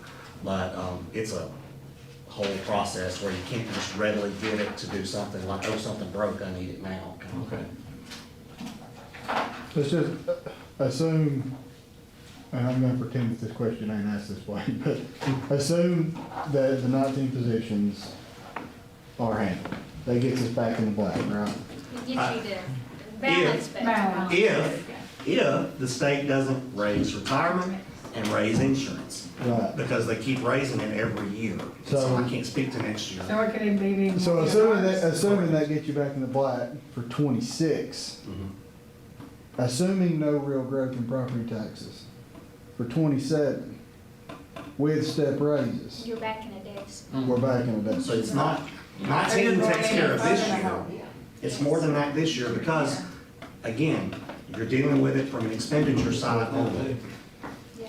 You There's two have sides to, to it. in that particular case, then the board has to look at, if QBE goes down, then the only other way you generate revenue is for the millage rate. Yeah. That's it. And we all want to avoid that, but, you Yeah. know. Right. Right. If all is done that can be done, I guess that's your next Yeah, scenario yeah. that you have to look at is that, you know, to protect the salaries of the employees you do need and that you can afford and their benefits. You know, you have to look at your millage Who rate. sets the step raises? Is it the state board of education or is it the state government that comes through the governor's office? So the state sets a certified scale. Yes. And we follow that certified scale. And on top of that, Murray County pays 9% local on top of that salary. So that's your certified scale. The salary scale set by the state, our local is on top of that. That, you know, it used to be 7% and it went to 8%. Now we're paying 9% to make our salaries for our teachers competitive with everybody else around us. Otherwise, they come here, they teach here, they go somewhere else. And we're just continually flip-flopping teachers over and over and over. The classified scale is set by the board. So the classified scale is a scale that, if you remember, well, you guys are new, but these guys have been here for a little bit. You know, the classified scale, that we changed the maintenance scale. We changed that one. Then we changed the technology scale, and then we changed the clerical scale. And so you have those scales that have increased over the years, and they've benefited from having the $2,500 raises added to them as well. So that step scale has been set, but it changes every time that the certified scale changes. If there's $1,000 on the certified, $1,000 went to the classified as well, okay? So we've added that even when we were in a deficit? It was even in a Those were a deficit. few years ago, I think. But I'm gonna say this, your classified scale stops at step 13, okay? You have employees that have been in this district that never got a step raise for almost half of their entire career, and they stayed here. Year 14, 15, 16, 17 to year 30, they got nothing. And they still stay here, and you still have that same scale. Whereas a teacher gets paid up to 21 years. Okay? So the justification was, let's change the classified scale and give them more money on their 13 years because we can't do anything past year 14 or hasn't been done in the past. So I don't want you to think that they've just been given money for nothing. Right. They've been given money they Never earned got before. 15 years prior, yeah. And it's just been added to those first few, that 13-step scale. Before you break, school nutrition also had their budget in there, and when you approve ours, you're approving theirs. And hers is one of those step scales that she's requesting because that one was just kind of left out of all the increases. It never got looked at, so she's addressed that, and that's why she's asking to change that scale, and she's paying for that She change. funds that one. So, when you approve our budget, you also need to approve school nutrition budget. What do you mean she's paying for it? School nutrition money generates their own revenue, Okay. so it's not in the $1.9 million deficit that we're looking at. So how many COVID teachers that were hired during COVID with COVID money are still here? How many? Oh, your art. It's gonna Our be 6 teachers- numbers. Number-wise, how many? There's 8 interventionists that are still here, but most of them are getting paid through federal right now. That's those ones we said we may have to bring over, depending on what the federal stuff does. So really, the 6 art teachers are hanging there. Those intervention teachers there would be the only other ones. And then your ESS, some of those office personnel, translator, some of those people are still out there too. So you, But the point is, they were told when we hired them that they were being paid with COVID money, and then when COVID money ran out, that they may not have a job. Right? They were. Yeah. I mean, when you're paid with grant money, that's basically the understanding. Right. So the art teachers, the intervention teachers, and all of those parapros, central office, I mean, not central office, but office clerks in the schools were all paid for through ESSER money. And now, they are now in this general fund budget, In our budget. except 6 that are being paid by her that she doesn't know if she can pay for anymore. But we talk about the interventionists, but y'all, know kids that need somebody. I mean, I know we need, but there's kids that need help. They need that extra help. I just want you to be aware that we're talking about 1.9, but we're actually talking about 2.6. If that money does not come in, if you keep those positions. If it comes in, it's 1.9. If it don't, it's 2.6. It could be, we just don't know. It depends Okay. on to what level it Because comes we're in. adding 7. But like, okay, say office workers, the office, say the school front office. It's in addition to their clerk that works the front, Right. that's the bilingual translator that's there because we Okay. have to have translations. Okay. They don't have contract. No. So Yeah, really, they- you could, if you've got to have that bilingual, then you could combine that job. You'd have to, and share it, yes. You could. And those are some of the things where, as we look at what's going to happen next, those are the conversations we've already had, like what's going to go away, how do we provide the services we Yeah, have to but provide. the question is the timeline, how long can you wait to try to, somebody leaving, somebody doing this? We're at the door, so something has to be, Well, we talked about, this is kind of our, the lack of revenue coming from the state made this a different conversation than we anticipated a month ago, just because it did not come in like it has come in at all the last few years. So when I say revenue, that's part of the reason why I'm talking about that. So that's extended us to other conversations, and so that's why we've talked about our front office, those kind of front office folks. We talked about how do we absorb in any interventionists, or next year, do we take the EIP people we have and use them and put them back in the classroom when people go away to not hire anybody, which is possible what we could do. There are some other positions out there where we can attrition out. There's lots of ways you can cut other things as well. Some of them more pleasant than others. The teacher contracts went out, what, first week of April, right? End of March. March. Yeah, end of March, they had to come back the first week of April, and those contracts are in this budget. And then a month later, you find out what your QBE is gonna be. Yeah. So what we're talking about Why, is, why do we send them out so early then? Do we it's have to? required. They Well, have- and then you're dealing with every other system Yeah, as man, well. most systems send them out before that. Yeah. We So. get our teachers committed so they don't go elsewhere. So you're talking that, what, the conversations that we're having now are FY '27? Because now is when we have to see who we can hire for '27. Because it'll be the same thing next year. You'll hire before you know how much money you're getting. So if we know that we don't have enough now and we don't increase enrollment, we're not gonna have enough money then. So we know now what we have We to can do for adjust. '27. The only thing that can impact this now to make it even better is if those positions between today and the first day of school leave.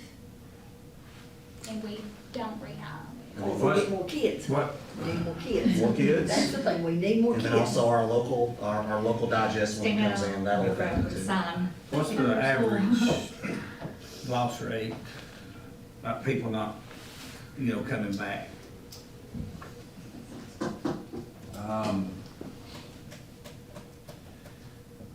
Just under 10%.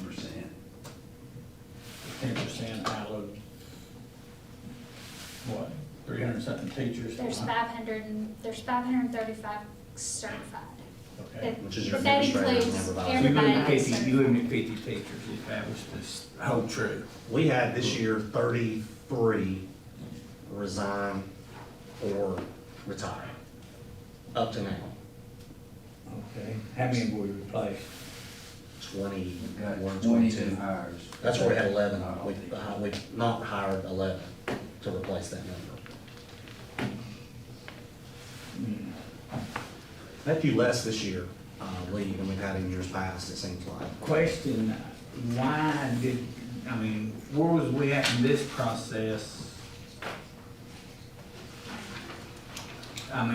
If you had 30 left, you gotta leave 19, you hired that many back, why didn't you go ahead and do it then? Because I can't have classes with 40 kids in.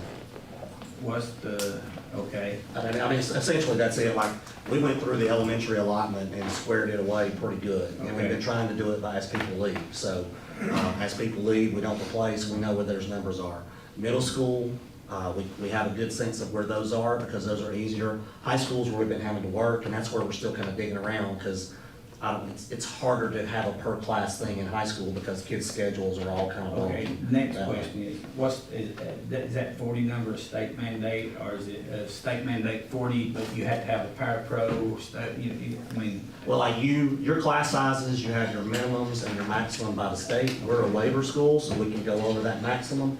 And many of our classes are already over that maximum. I would rather not go way over that maximum. So that's where we say, like, I would rather not have a class that's more than 30. It's just not good instructionally. And in elementary, you get a situation where, let's say I've got 3 teachers. With 3 teachers, it's 32 kids a teacher, 31 kids a teacher. If you go to 4, now you're down to like 22 because the way just the law of averages works. And so you're either way above or you're way below the minimums.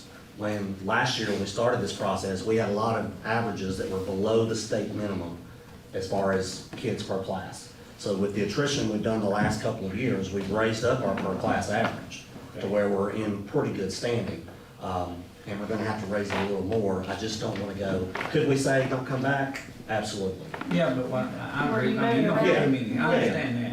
When you And get that's why it's- creative about moving, like, okay, so 3rd grade may have classes are over, or that you couldn't lose him from, but 4th grade you could, were you looking at like? We do it grade by grade. Okay.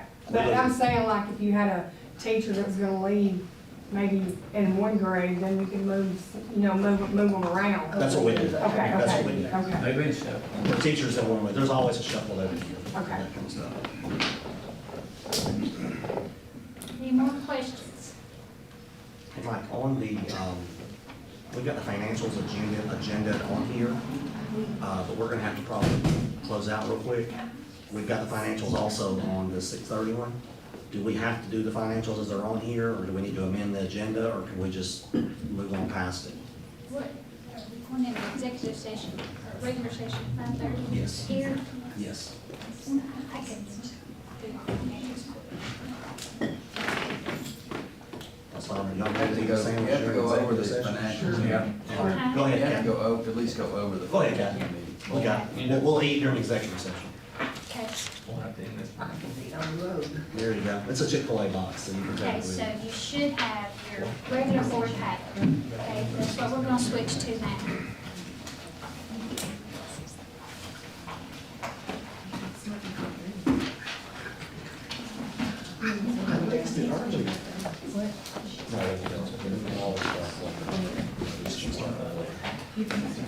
Actually, no. We'll finish this one and we'll start the next one.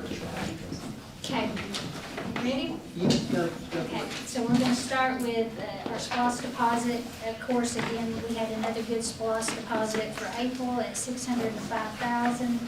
When you compare that to the previous April at $469, in '23, that was $541, and then in '22, it was up there in the 600 again, 634. So SPOS deposit again increased of $135,000 over this time last year. So we've collected $19.4 million of the $25 million.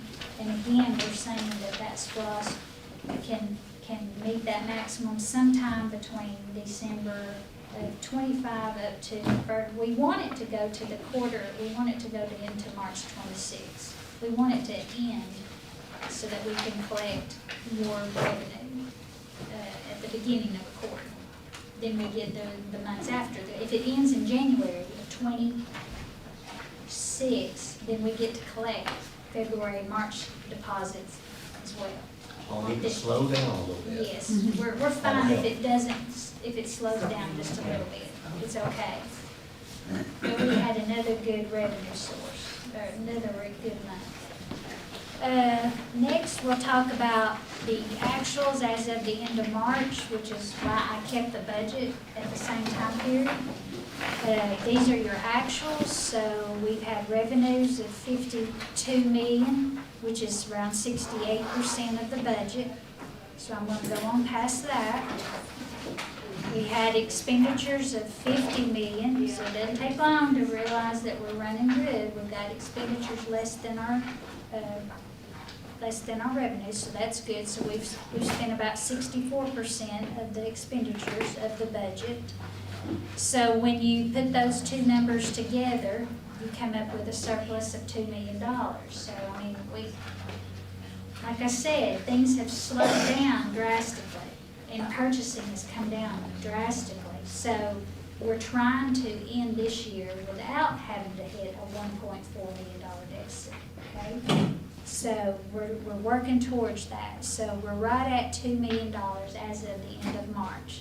So you'll see on there where I adjusted the fund balance from 8.4 plus the 382 equals the 8.7 that we talked about just a while ago. Those two numbers together equal 8.7.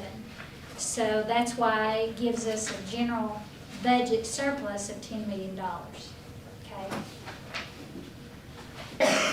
Okay. Now let's look at, well, what happens when we add the accruals to those March actuals. So this first page is just a balance sheet, just kind of gives you a comparison of how things are going this year to last year. We were around $20 million on our balance sheet last year, 20.6 this year compared to 20.8 last year. So that lets me know that expenditures are not out of line, revenues are kind of the same. You can see where our open purchase orders were 350 last year down to 249 this year. So, you know, almost $100,000 less. So let's go on to this next part of the Financials takes the actuals that we have collected through March and it expenses, and it includes the QBE payment. So it goes in there and it says, okay, if I had to pay all the salaries and the benefits right now, you know, what would it look like as of the end of March? And so we know that if that was the case, we'd have $61 million of revenue, which is 81% of our budget, compared to 57 million last year, which was around 79%. So our revenues should be more than they were last year because QBE was more than it was the year before, okay? When we go on and we look at expenditures, so we take the actuals and then we say, okay, we're gonna go ahead and see what it would look like if we went ahead and paid the teachers their July and August payroll. We would expense at this moment in time, it'd take $58 million to do that, or 75% of our budget, compared to $59 million this time last year, which was 79%. So what does that mean? It just means that, you know, with increased QBE revenue and expensing those salaries, we're still running a surplus of $2.8 million. I just want you to be aware of the fact that we're talking about two different things when we talk about deficits and surpluses. This is a moment in time. What we talked about earlier is the overall, when it's all said and done. When it's all said and done, we're saying we're not gonna have $2.8 million. We're gonna be $1.4 million in the hole when it's all said and done. It's just at this moment of time, we're not $1.4 million plus another $1 million deficit. We're in a surplus, okay? So that means that we're staying within our means right now. That's basically the message I want you to get out of that. I know that was fast, but I'll move on.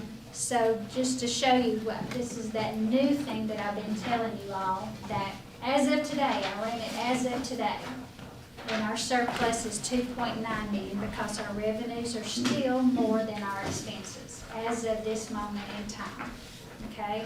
$2.9 million as of today. That's just, I ran it earlier this morning to say, how much money have we spent? How much money do we have as of right now? And this is what we have.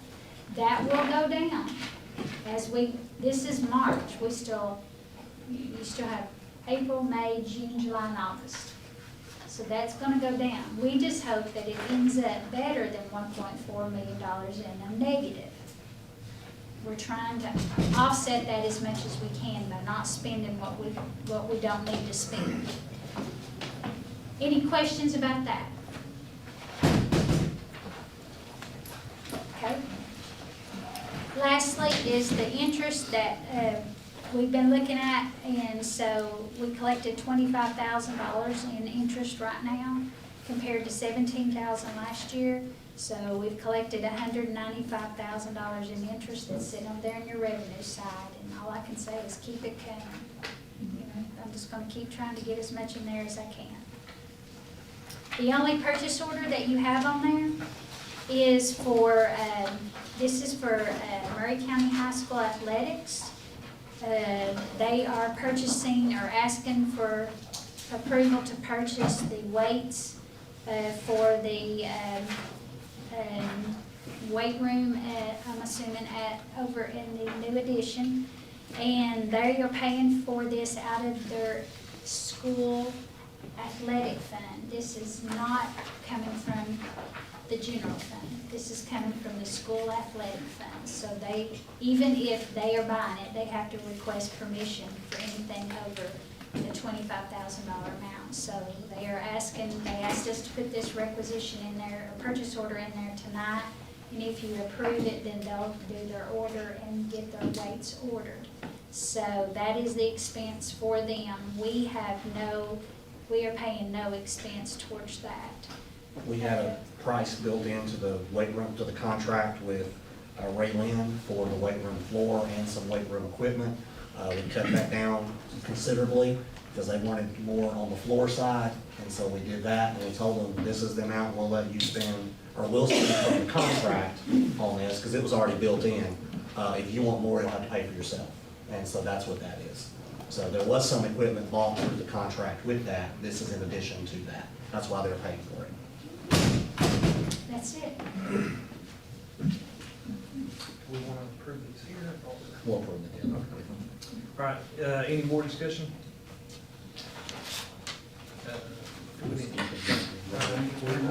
Skip the executive session. I need a motion to adjourn. Brenda. Second. Conrad. Favor? Approved. Y'all want to go straight in?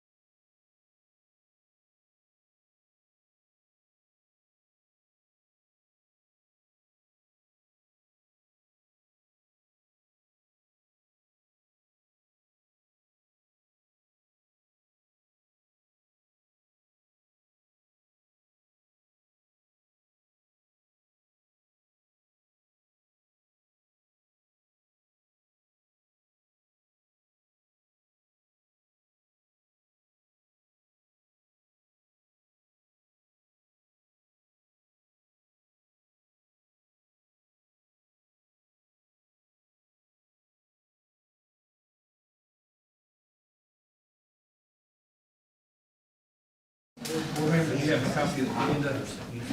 Are there any changes? None, I need a motion to approve the agenda. Runner. All in favor?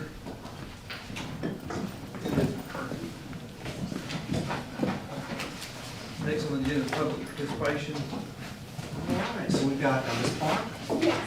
You want to step up here real quick? Yes.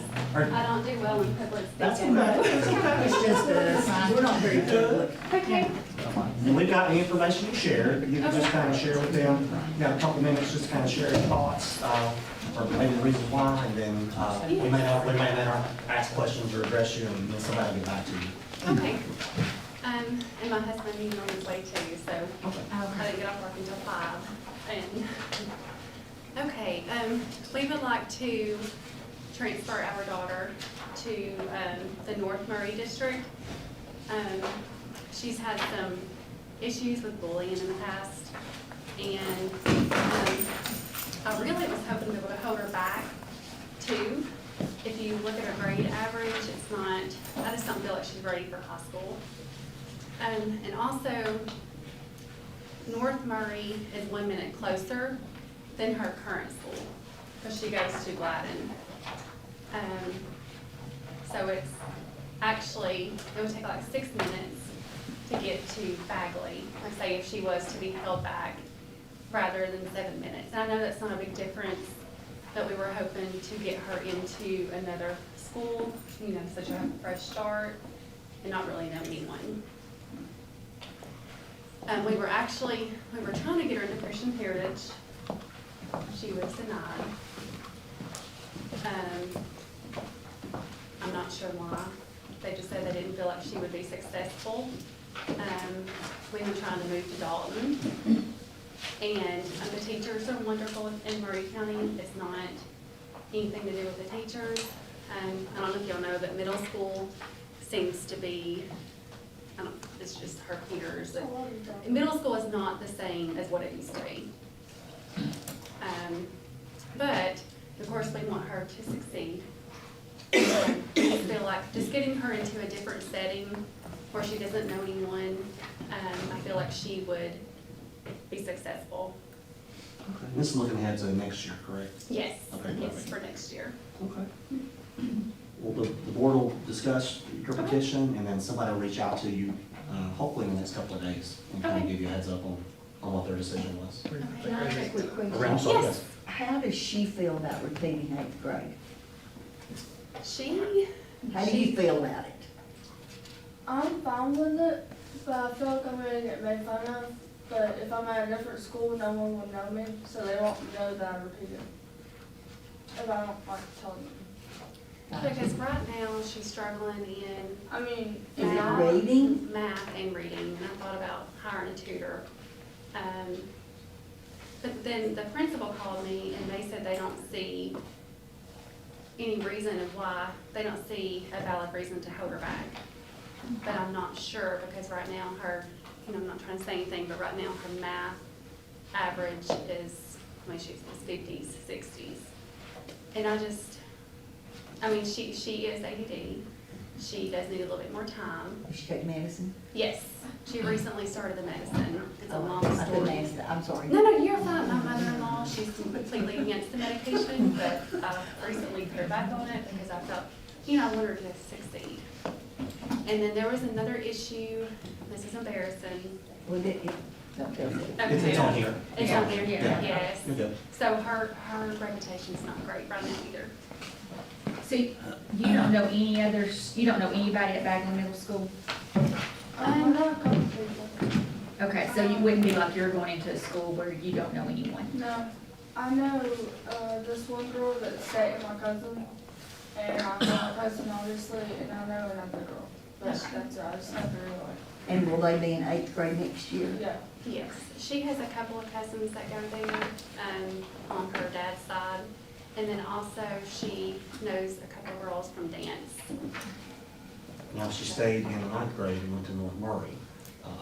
If that's what we have to do, but I just, I'm fine with I going feel or like not. she needs extra help. I